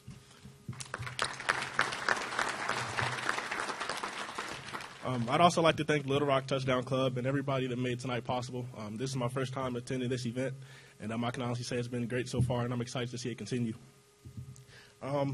For me, this award is inspirational in its own just because of the name it's named after, the person it's named after. Paul Eels was an amazing guy, and obviously I wasn't a part of this team when he was the voice of the Razorbacks, but after doing some research and kind of asking my teammates and people who were around the community when he was here, he was an amazing guy, and he was somebody that the Razorback community admired and somebody that I'm honored to be in the same sentence as. Shout out to my quarterback, Austin Allen. He told me I couldn't leave the stage without doing this, so he said I had to do his famous trademark. So mind you, I wasn't around when he was the voice of the Razorbacks, but I'll do my best. I YouTubed it, so oh my, touchdown Razorbacks.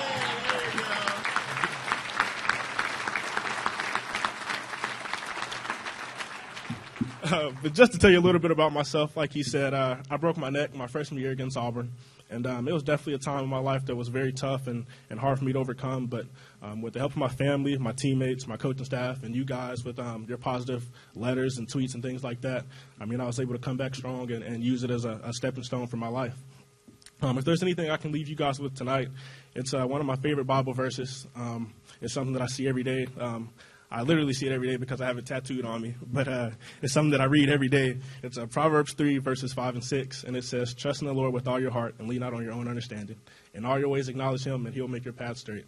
So once again, thank you guys for letting me stand up here in front of you and woo pig.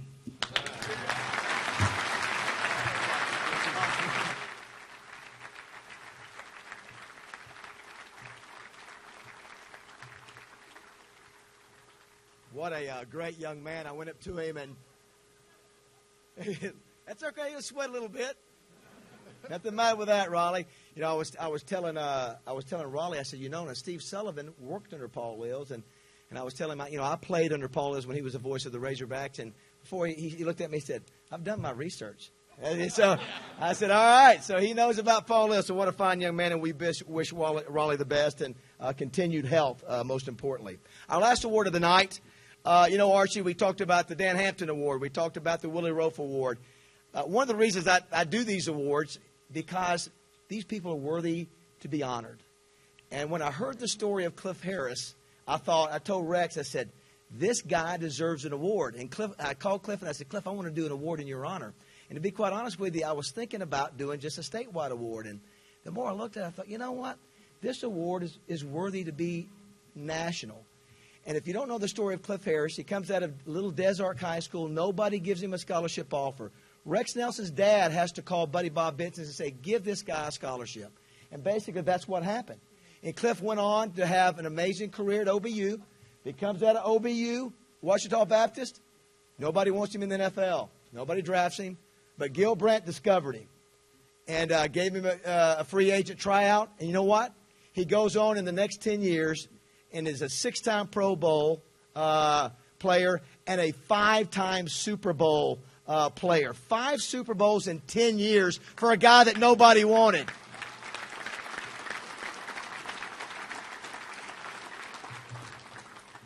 And he changed, and Roger Staubach, Archie, we had when we announced the award, we had Roger and a bunch of the Cowboys come in. And this was a thing, and I'm going to tell you, Archie, I think you would probably agree, and I know Dan and Willie agree. Roger Staubach says Cliff Harris needs to be in the NFL Hall of Fame because he changed the way the safety position was played. Cliff Harris could not last one quarter in today's NFL because they'd be ejecting him for the kind of hits he used to put on people. Quarterbacks, and Archie, you say, quarterbacks had to find where Cliff Harris was. Not only did Cliff Harris was a great safety, he never came off the field. He returned kickoffs, he returned punts.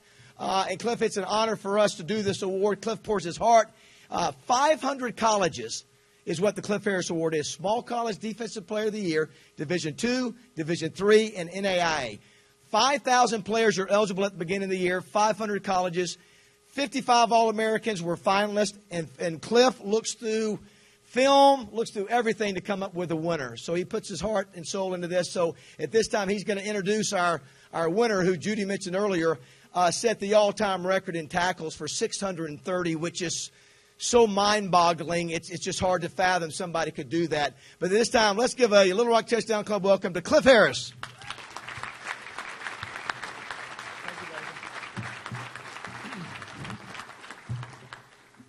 Wow. What an exciting night. Dr. Rolfe, you amped it up a little bit there for us. I thank you very much. I agree with what you were saying, and I believe America is going to be great. I do again. So I'm really happy to be here tonight. It's been a great year. It's exciting times. All these great award winners up here. There's a lot of excitement in the air. It's a good start of this year, except for the Cowboys, which is kind of a sad start of the year. We know now how difficult it is to make it to a Super Bowl. I'm so honored to be here. We know that, and from my OBU guys that are here, we know there's a fine line, what it takes between winning and losing, and that's what it takes in the NFL to get to that Super Bowl, as we know now. I believe Dak Prescott's going to be a great quarterback for the Cowboys, along with Ezekiel Elliott. I think they're going to get back to the Super Bowl, so I can go to it again. Tonight really is my pleasure. I'm looking so much to hearing Archie speak. He's been a friend and for a long time. We were opponents at one time, but I can't wait to hear what he has to say. Got all my friends, Arkansas friends, my OBU guys here tonight, and my beautiful wife there, Karen. So I'm grateful. I'm really grateful for that I've been blessed. I've got my health, and I've got my mind. At least my wife says sometimes I do. But there are a lot of the NFL players, our players, that are hurting badly. Tonight, so we've got a little bit about Archie here. Early in our career, we both agreed to go on a USO tour. That's where you go visit the troops, and we agreed to go to Thailand independently. We agreed to go, and so we just met in Thailand. We were there for 10 days or 2 weeks or a long time, and we visited all the cities and visited the Army, the Marines, and the Air Force bases out there throughout all these places. On one trip, we went into the jungles, a secret Marine base, and Archie remembers this. And we were all kind of nervous because these guys were living in tents, and it was a rough time. And I wish they had this picture of Archie that I showed you earlier. But I was standing next to Archie, and all these guys started coming around. We started talking about football. They were just kind of running. And so, and then I heard one of them say, and I heard Archie, he heard him say, "I like the one with the red hair." And I was like, but I kind of moved away from Archie a little bit, and said, "You're on your own, buddy." But I don't know how it followed Archie around, though. But when he was playing for the Saints, I knew he was a great quarterback. He was just not playing for a great team, and he was beaten up. And And so we got to know each other, and he had come to Dallas, and we'd play Dallas. Of course, we'd beat them. No, they actually beat us. I know you did. So, I'm going to say that. And we would talk sometimes after the game, and Archie would say, God, I want to come to Dallas. I said, there's one stumbling block that was Roger Staubach. So we were good friends and had a long, and so I'm looking forward to hearing him speak about the pressure that he had after football, and that was kind of the same pressure I did in a smaller way. Two of my sons played college football. Matt Harris played for the Razorbacks. I don't know if you remember. He's a young guy. Then Andrew played for Richmond. Well, Archie had two boys that played college football.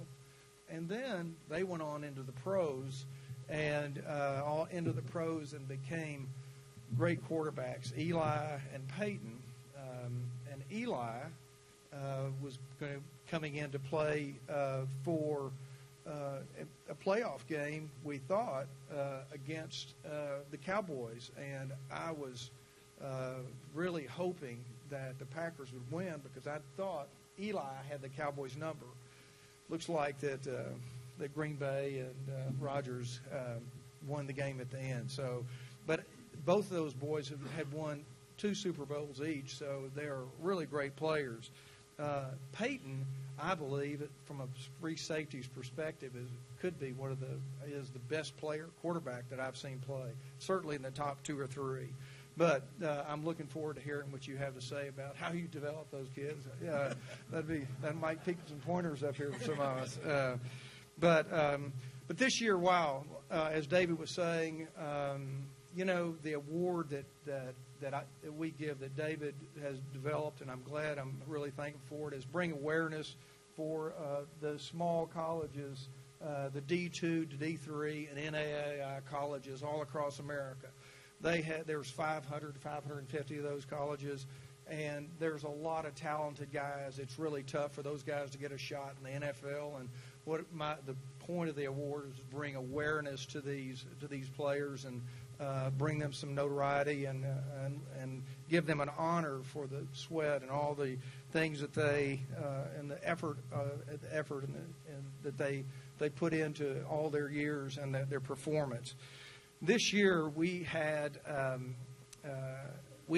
5 out of the 500 colleges. We had 150 nominees, which was a growing number. But of those 150 nominees, there was 50 that were conference players of the year in their conference, and there were also those same 50 were All-Americans, not only for 1 year but for 2 years. So it got to be a fine line of how you judge these players. And what we did at the final few, just to let you know how this thing went along, is that we not only in the final 10 or 15, we watched films, we talked to athletic directors, we talked to their coaches to try to find out what kind of player they were, but also what kind of character these guys had, these young men had, because we wanted to pick the right person that represents this award and represents the small college of America.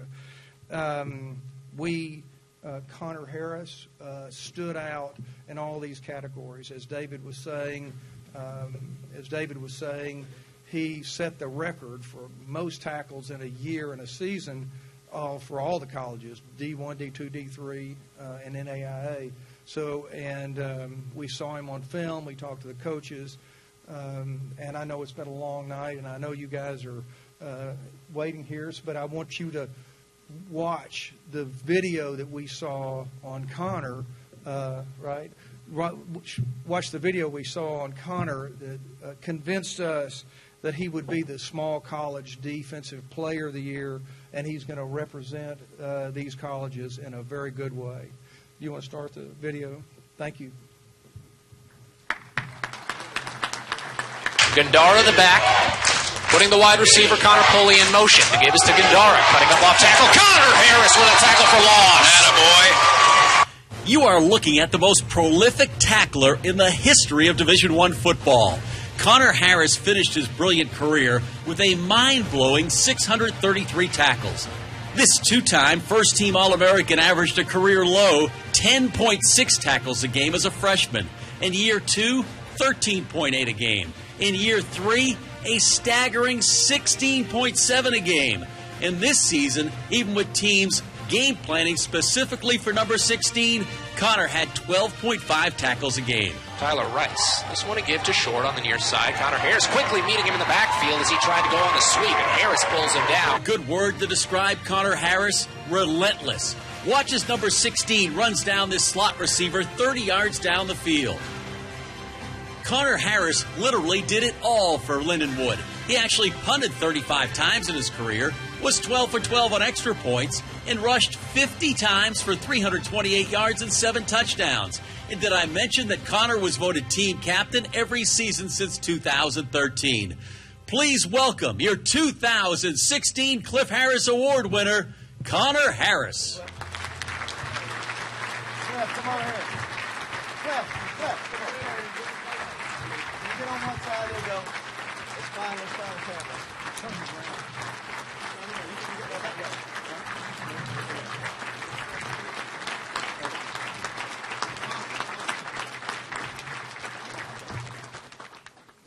I'm sorry.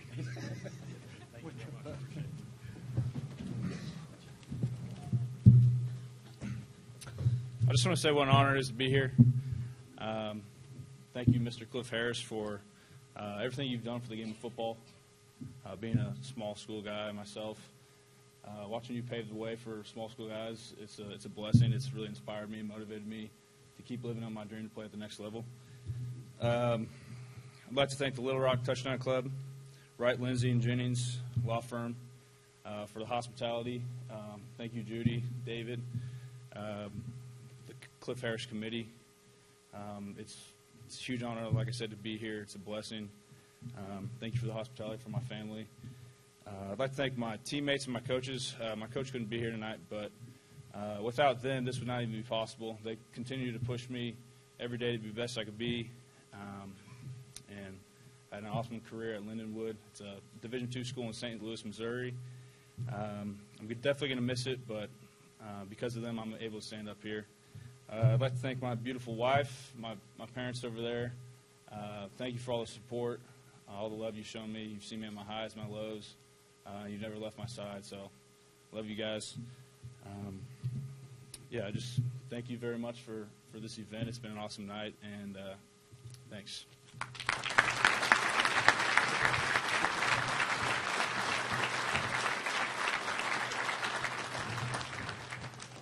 Just so you know, Malcolm Butler, the defensive back who intercepted the pass against the Seattle Seahawks in the Super Bowl a couple years ago, that broke the heart of Seattle and made Tom Brady a very happy man, was a Cliff Harris Award finalist. And that's exactly right. And so just want to let you know, this young man has been invited to the Combine. He's playing in the Senior Bowl. He'll probably be drafted. And I think Sully said D1 when talking about tackles. D1, D2, nobody in the history of college football that's ever played the game has ever accumulated 633 tackles. So that's just unbelievable that you achieved that. 1 year, 187 tackles, and all my football buddies up here were shaking their heads going, how in the heck do you do that? But we wish you the best. We think you're going to represent Cliff in a great way. Your humbleness, your humility is obvious, and great to have your family here. Connor Harris, everybody. Let's wish him the best.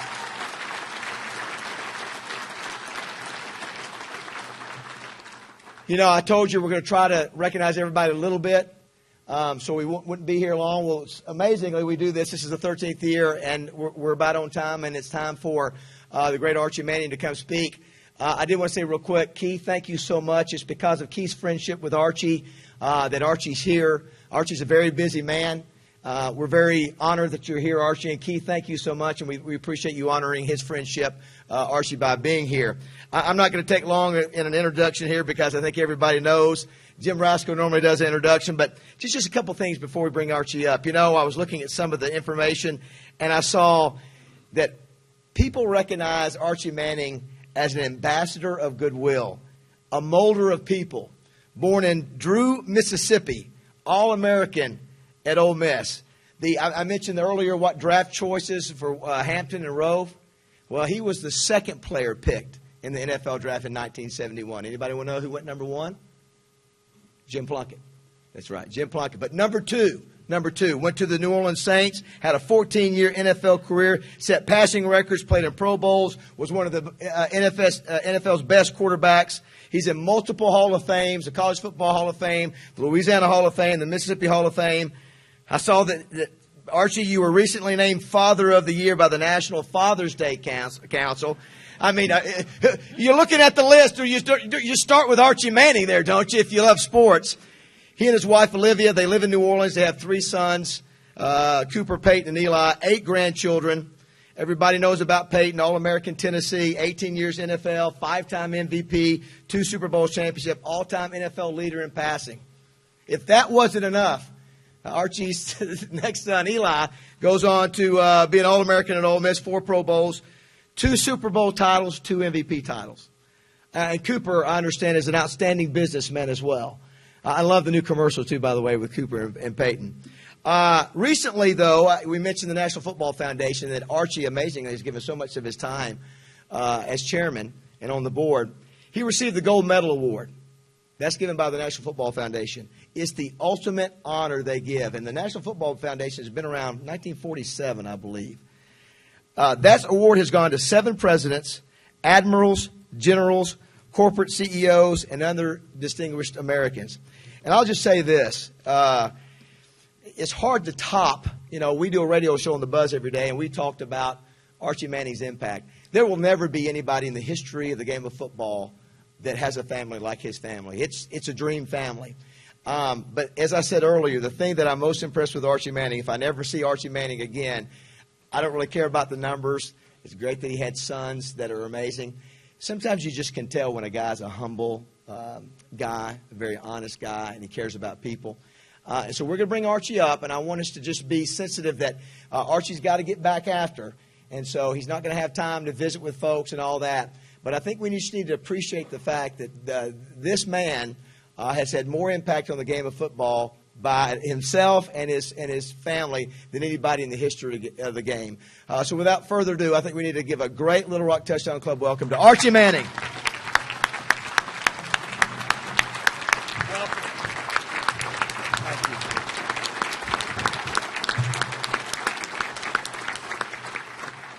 Thank you so much, and thank you, David. I am always glad to be in Little Rock. I feel a closeness to Arkansas. I have so many friends here. I apologize for kind of hobbling up here. I've had a little work done. Matter of fact, I wanted to tell Cliff about this. You go to these, of course. The pro teams have these alumni weekends. The Cowboys alumni weekend is probably more fun than the Saints ones. But we go, and had one not long ago, and I was there. I'd had a knee replacement, and wasn't moving too good, so they wanted me to come up front and make a few comments. I'm kind of hobbling up there, and one of my old offensive linemen said, "You want me to just carry you up there?" And I said, "No, I don't want to be carried, but if you and your buddies had blocked anybody, I wouldn't be in this situation right now." As I said, I'm glad to be in Little Rock. I've been to Little Rock. I've spent time, got a lot of friends here. I must have come, Keith, 4 or 5 years to the Hall of Fame golf tournament, played there behind Hampton one day. That was a lot of fun. But I got to tell you a quick story about coming one year. It was my good friend Joe Ford called me and said, "I really want you to be at our Hall of Fame. We're going to have a night to honor Pat Summerall." And we all loved Pat Summerall. We all love Pat Summerall. What a great guy. And I said, sure. One of the great honors I ever got at the last Super Bowl in New Orleans, I received the Pat Summerall Award. And I had my boys there to present it to me. It was a really special night for me. But anyway, we love Pat. So I was here, and we honored Pat. But this has been years ago, and Peyton was a young player with the Colts. And they said, "Could you get Peyton to sign a football for us? And we're going to auction it off." Sure, I will. So I brought the football. And Peyton, he signed it, big signature, and Colts number 18. And so the auction got going pretty good. Joe Klein and Scott Hastings were there. You know, they're 2 partners in crime. And so they started bidding, and somebody else wanted it, and they kind of got going pretty good. And the football, for an event like that, it wound up going for $3,000 or $4,000. And so anyway, the night was over, walking out, and Scott, I knew Scott, and I'd been on radio with him and so forth, and Scott said, Archie, you know we bought Peyton's football. I said, yeah, I saw that. He said, well, let me ask you something. We got his signature on there and got Colts and number 18, but right down here at the bottom, it's got a little 4-0. What is that? I said, well, Scott, Peyton's not quite as humble as you think he is. He said, that's his record against the Razorbacks.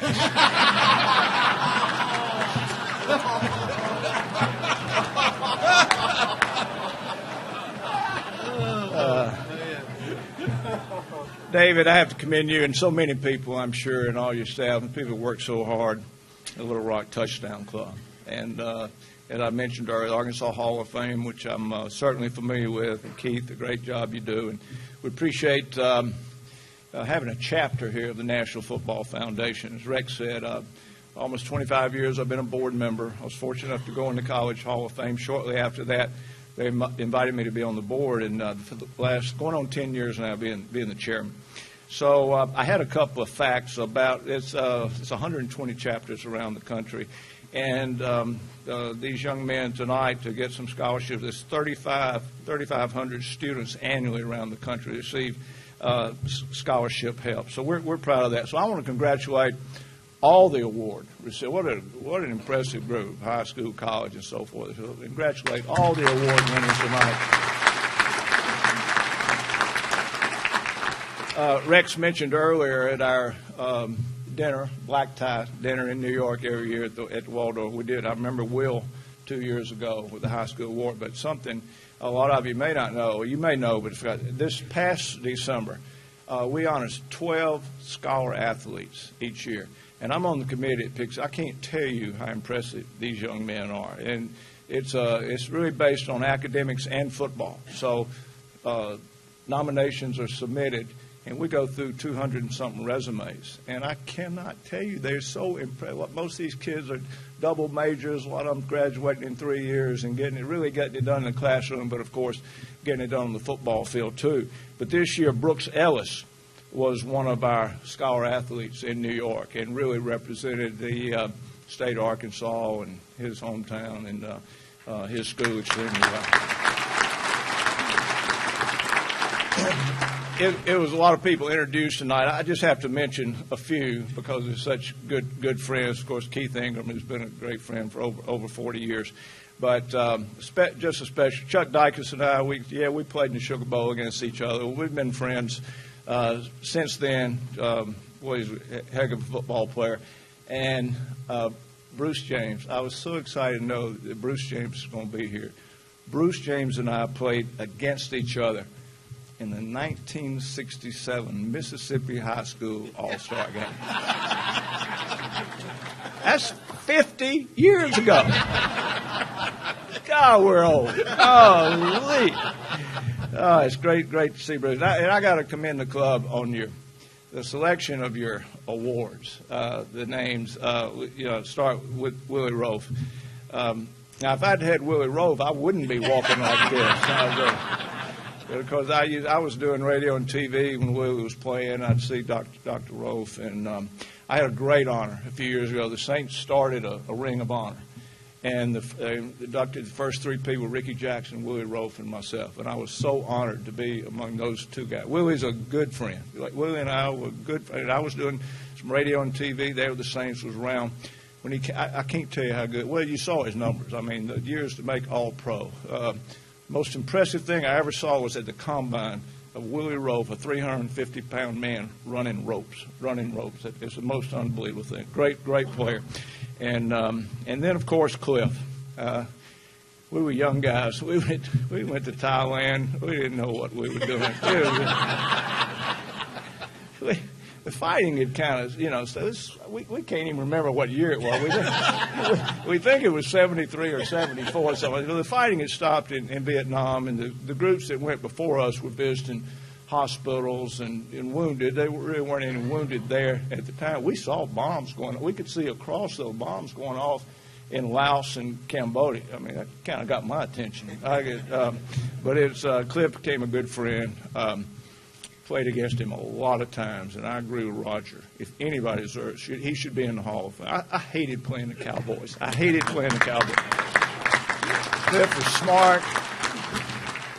It was smart. It was tough. I just always felt like when I played the Cowboys, you look across the line and it'd be Leroy Jordan, and then I was supposed to find the strong safety, Charlie Waters, and then you find the free safety. And I'm trying to look, and I always had the feeling they know what play I'm fixing to run. They were good. Cliff's a great guy. Then Dan Hampton. We all got hit in the head a lot. I think Dan got a couple of those things wrong in that thing tonight. But make no mistake about it. In all my years of football, and Cliff, I know Dallas was a great defense, but I thought the Bears of 84 and 85 were just the most unbelievable defense. They were just incredible. So that day, I was. It was late in my career, and I was up in Minnesota. And the starting quarterback, we're going into Chicago to play the Bears. And the starting quarterback was hurt. At least he said he was hurt. And I don't know, Dan, it wasn't any of this fourth quarter stuff. I played the whole game. And like Rex said, that 72 sacks they got that year. 11 of them that afternoon. But I've often been asked by people, a lot of times ladies say, in football, I see players talking back and forth. What's being said out there? In our day, I don't think it was as much going on maybe as now, but people said things. But I had something said to me in that game I never heard all my years of football. So it's the fourth quarter, and it's the 10th time I got sacked. And Hampton knifes through. He gets me, and he's got me from behind. Now, he weighs 300. He can throw me down. But he's just kind of holding me up. And I'm sure it wasn't long, but it seemed like a long time. He's got me. And they had a real mean, ornery linebacker named Otis Wilson. Remember, Keith? So Otis Wilson on the run, he just plants his headgear right up under my chin, splits my chin open, and drives me into this frozen ground. And then 4 or 5 more, right on top of me. So I'm really helpless.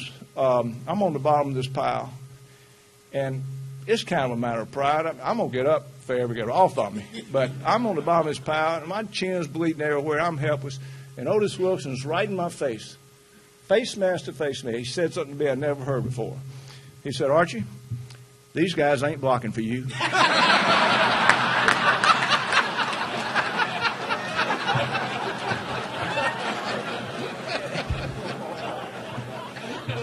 And he said, you ought to just lay here and play like you hurt. And I said, Otis, I'm kind of thinking about it. I figured right down the line. But the club made great choices on naming those 3 awards. I assure you that. And Keith Jackson, a good friend, great player. Gosh, what a great player. I also want to mention, I know they've already mentioned tonight, but the Allen family. We had Brandon. We've had a football camp in South Louisiana for the last 22 years called Manning Passing Academy. It's really a lot of fun. The boys and I started it, and it's not a recruiting thing or a prospect thing. It's mostly just high school quarterbacks and receivers, and we're trying to enhance that experience of being a high school football player. But we have college players come in. And we had Brandon 2 years ago, just great young man. Then he had that great year at Arkansas. We took a little credit for that. And but we had also and Bobby came down with Brandon. But we had Austin last year, and I just got to tell you what a great young man. Most of these kids, these college kids, they coach our kids, and then Peyton and Eli and some of our pro people spend time with them. So it's kind of a trade-off. But we ask them to just do a good job coaching our kids, and they love to see these college players, and they go back and talk about who coached them. And 90% of them just go at it all out. Every now and then you get one that just doesn't want to go along with the program. We had one a few years ago. We sent him home. But we had one last year. It wasn't really cooperating. But I can always find out. I can't go around and watch. We've got 1,200 kids, so I can't go out and watch 120 coaches see that they do a good job. But especially the college players, the groups that they have, I'll hear about it if something goes wrong. Because all those mothers have my email address. They sign up for our camp by email. And if something goes wrong, I hear about it. But also, we get compliments on the ones that do such a great job with our quarterbacks. And last year we had Austin Allen more than anyone else. What a great job he did with our curriculum.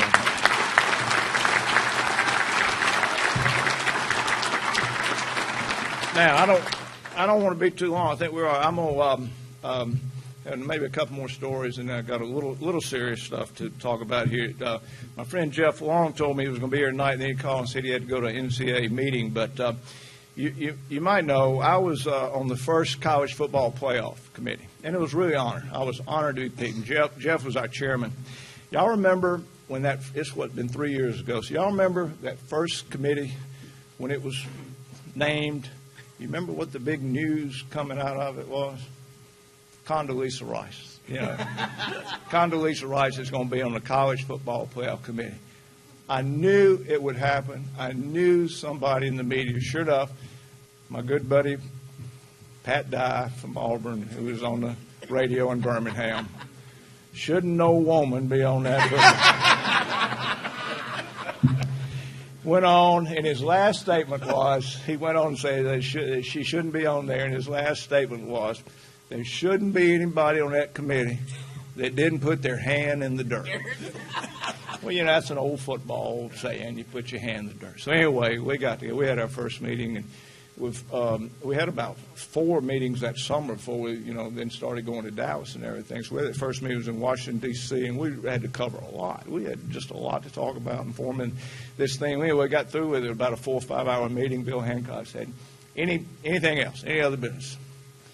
I said, Bill, I just want to say, and I want to tell Condi, and she is one smart lady, and she flat knows her football. I said, I just want to tell Condi, I can't speak for everybody on the committee, but there's 2 other ex-quarterbacks here, Pat Hayden and Arvo Luck. Talked to both of them, and we didn't put our hand in the dirt either. So then, before we ever went to the first meeting there in Dallas, that's not till the last half of the season. So the first half of that season is going on. Game day is in Oxford. Never been to Oxford, and they're doing Ole Miss playing Alabama. Alabama's in Oxford playing Ole Miss, and game day's coming. I've known Kurt Herbstreit since he was young, really young guy. He called me, said, "I want you to be our celebrity picker at the Ole Miss Alabama game Saturday." I said, "Kurt, can't do it. Can't do it. I'm on the college football committee. I can't talk about it. Can't talk about any schools, talk about any college football with you, any players, anything." He said, well, how's that going? I said, it's going good. I said, we're working hard at it. We've had a lot of meetings. We get together. We're going to do a good job. He said, I just don't know. He said, I just think about it. You've been in the Southeastern Conference your whole life. You played in the Southeastern Conference. Your boys played in the Southeastern Conference. How can you be impartial there? I said, that's what we're going to do. We check our allegiance at the door. Now, if we're close to a school, I'll probably be recused from Ole Miss, but if we're checking our allegiance at the door. He said, well, at ESPN every week, I have to pick a top 4 leading up to when y'all start doing your poll. I said, who you got? He said, well, I got Alabama, Oregon, UCLA, and Oklahoma. I said, that's good. That's a good pick. I said, well, we're getting ready to start doing it every week, so I kind of picked my 4, too, each week, kind of getting ready to do it. He said, who you got? I said, I got Alabama, Auburn, Texas A&M, and Ole Miss.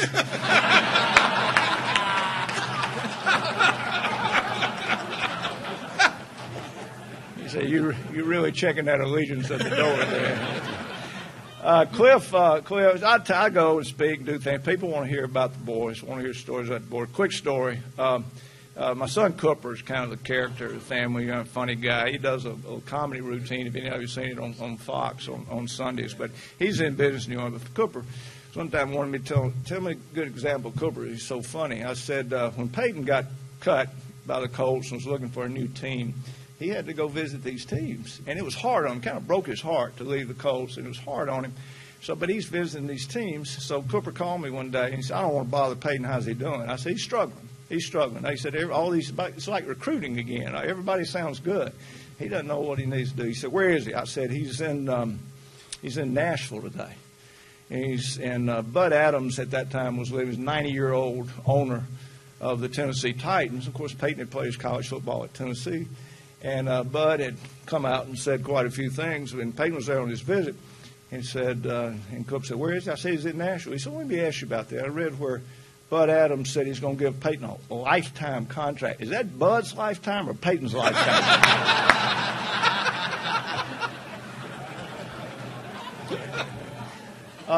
As you know, Eli went to Ole Miss, and you know, I love my school. When Peyton went to Tennessee,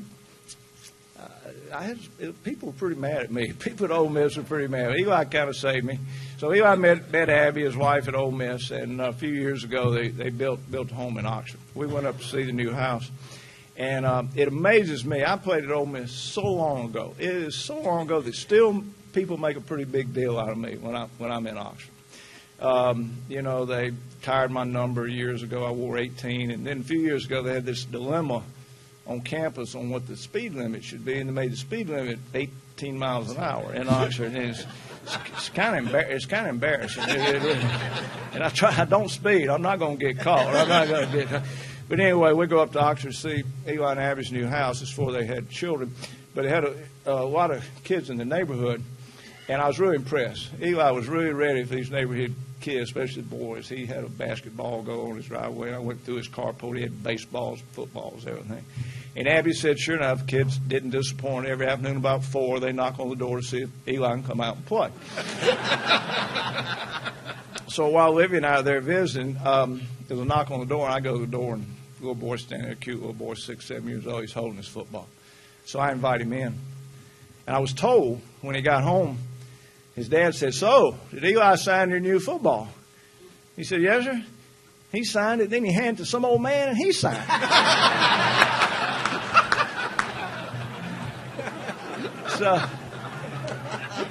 So I'm really not as big a deal up there as you think I am. And then my little story on Peyton. I was with Peyton last week. We had to go to this thing. And traveling with Peyton, believe it or not, people come up to Peyton and talk to him, but they sing their conversation. They do the jingle. They do the nationwide jingle to him when they talk. And, you know, he's kind of, I'm kind of wondering, is he going to sing back? Or is he going to do it? So anyway, he told me this story because, you know, it's good in a locker room. And, of course, it always teammates seen that. They run it so much. They ran that thing so much on games, but they see it on other games when they run it, that jingle. So he said, his wide receivers, and Keith knows this, his wide receivers, he said, I'm good to those guys now. I'm good to them. I take them to lunch. I buy them gifts out of them, but I'm very demanding. I'm very demanding. And we have a film study or meeting. They love it when I mess up. They absolutely love it when I'm the one who messes up. So he said, we're watching film after a game, and they go over this play, and the coordinator's up there, and he goes, runs it back and back, and he's knocking this play down, air graded everything. And finally at the end, he just said, Peyton, at the end of the day, you put us in a bad play. That wasn't a good call, and you put us in a bad play.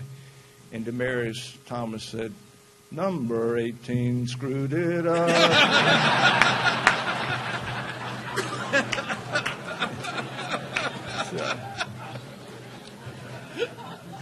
I wanted to mention one thing, and then I'm gonna close with something a little more serious. I love game of football, and we've been kind of under attack the last few years, and I get it. Mothers, grandmothers, I understand it. When you sometimes worry about putting that child out there, the concussion issue is big and is real. But I do feel really good about the steps that have been taken over the last 4 or 5 years to make our game a safer game. Now, in our day, Cliff, they never said concussion. Never said the word concussion. You got dinged. You got dinged, right? So one day we were playing the Eagles in the Superdome, and I got dinged. So I'm over there, and my backup quarterback for 12 years was Bobby Scott. He was drafted the same day I was. I played against him in college. He was at Tennessee. I was the first pick, and he was the 14th pick. He used to have 17 rounds of draft, 14th pick. He was my backup for 12 years, my roommate, my best friend, and a great friend. And we had another guy he and I had played against in college from Kentucky, our middle linebacker named Joe Fetterspit. Tough guy. And the three of us were best of friends. And Scotty never had a concussion because Scotty didn't have to play. He never played. He never played. So I was pretty fortunate to stay out there. Well, anyway, I got dinged that day. I'm over there. They popped that ammonia cap and they got it going. And Fetterspill came over, and he called. I had red hair in those days. He called me Red. He said, "Red, you going back in?" I said, "Well, I'm trying to clear these cobwebs. I'm going to try to go back in." He said, "Well, you got to go in. Scotty's over there warming up, and he's already thrown 3 interceptions."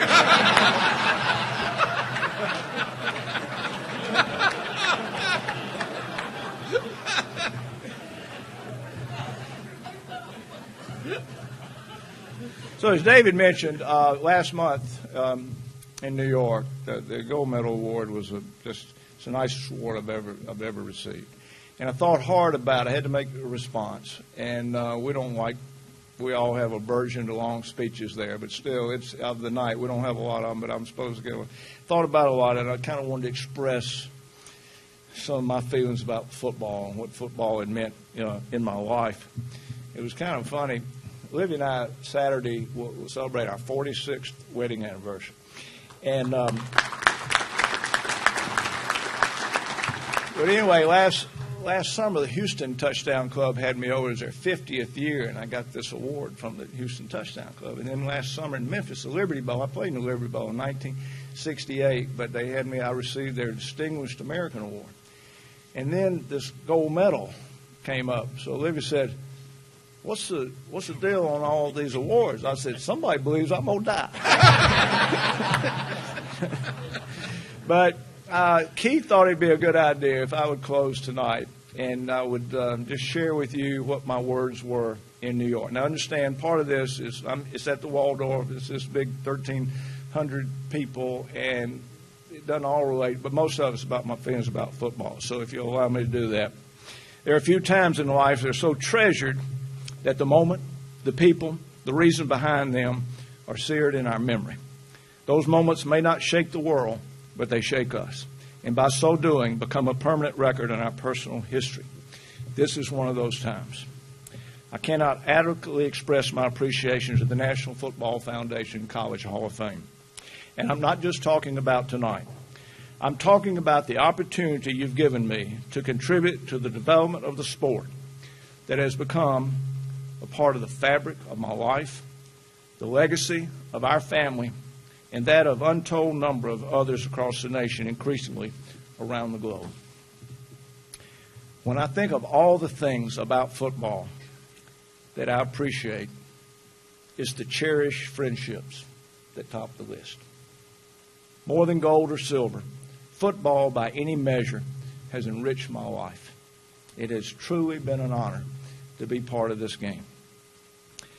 Now, for all these years, I've lived by a priority that has also guided our household: faith, family, football, in that order.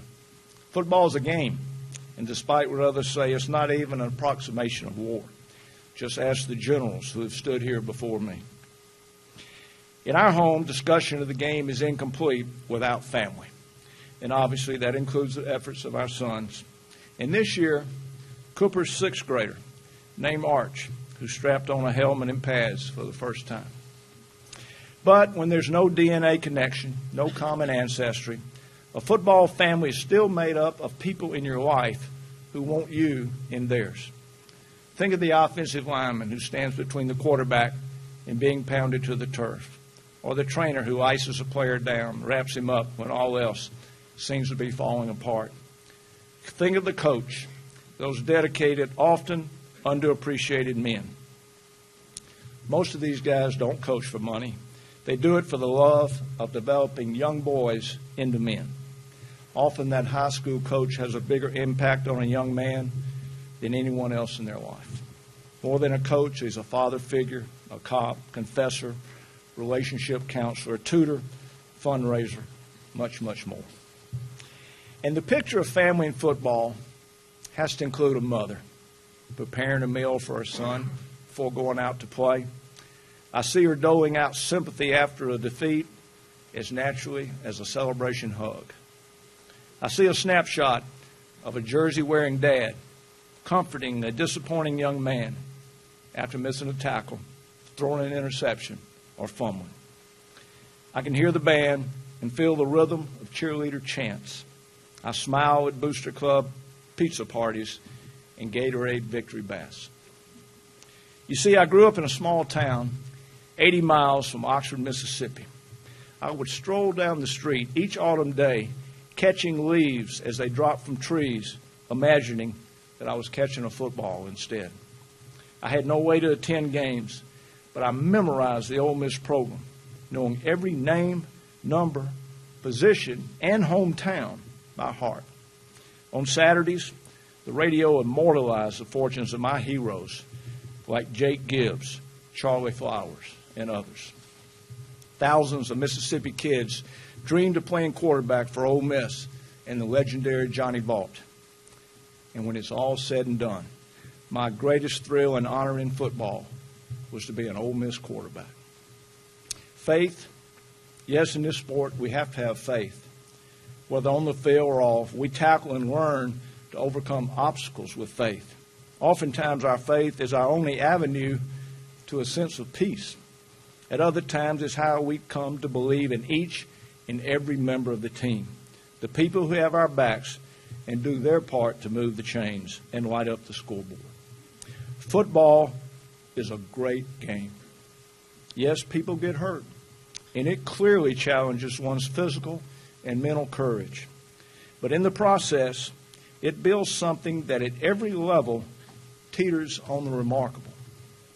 It can be found in the determination of a third-string tackle aching for his chance, and the kids choosing upsides on the playground or in a neighbor's backyard. I understand that everything evolves, even our game. Like the changing seasons, everything goes in cycles, including how young people celebrate, how they want to dress different, do different. But it's still a game of blocking, tackling, competing, getting up after you've fallen down, and doing it all over again. That's called resilient, and no one can question the value of resilience in the ever-changing world around us. Now, I'm a little bit old-fashioned, but that's okay. I admire when opponents show respect for each other, including that well-deserved post-game handshake. Now, I've been chairman of the board of this organization for almost 10 years. At times, I've been disheartened listening to the squawk of dissent and the growing chorus of harsh critics. I've been challenged, along with my counterparts, to help broker new bridges of understanding, to grow the sport, bolster the disenchanted, and apply salve to the sport's bruised reputation. But I've also been encouraged by the monumental strides we've made to make this a safer game. Tonight is a night to put that in the back of our minds and focus instead on honoring the latest class of Hall of Famers and these impressive scholar athletes. I'm sure, like me, after hearing the accomplishments and ambitions of these young men, we all breathe a little easier about our game. Express my love to Olivia, my wife of 46 years, sons Cooper, Peyton, and Eli, and their families, who have given me more joy than one man deserves. I am extremely privileged to receive the gold medal, which has gone to presidents, generals, admirals, corporate CEOs, and many distinguished Americans. I have to admit, in exploring the list of past winners, to be in the company of John Wayne and Jackie Robinson is pretty special. I can't say it more clearly than this. Football matters. Sometimes we apply the word pressure to football. I get it. Last-second decisions must be made as 300-pound linemen begin their charge. Refs stand whistle in mouth, and TV cameras zoom in for millions of fans to inspect each move as the clock ticks down. However, it didn't take much each week for me to remind my sons, and now my grandson, to focus on the fun, to celebrate the joy of playing, the camaraderie of team, knowing that every effort and everyone on that team matters. At the end of the season, you can hug your teammates and coaches goodbye and even put miles between you, but they're never far from your mind, always in your heart, and forever a connection to home. Whether you stand on the sidelines, cheer from the stands, interact on a smartphone, or gather around the television for the national championship, football is America's game. It's up to us to be realistic, but by no means timid when we imagine and build this future. God bless all of you. Thank you very much.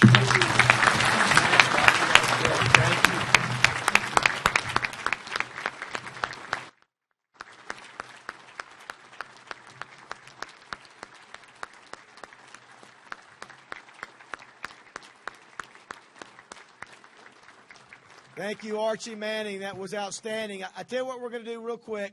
Archie said he needs to leave. If there were some honorees that didn't get a chance to take a picture with Archie before he left, Dwayne, will you come up to the podium? Let's get that real quick, and then Keith is going to take Archie out of here. Let's give another round of applause to all of our honorees here tonight. Cliff Harris, Connor, all you great players. Thank you, sponsors. Thank you for being here. We'll see you next year, everybody. Thank you. Good night. 2 hours straight up. We did it.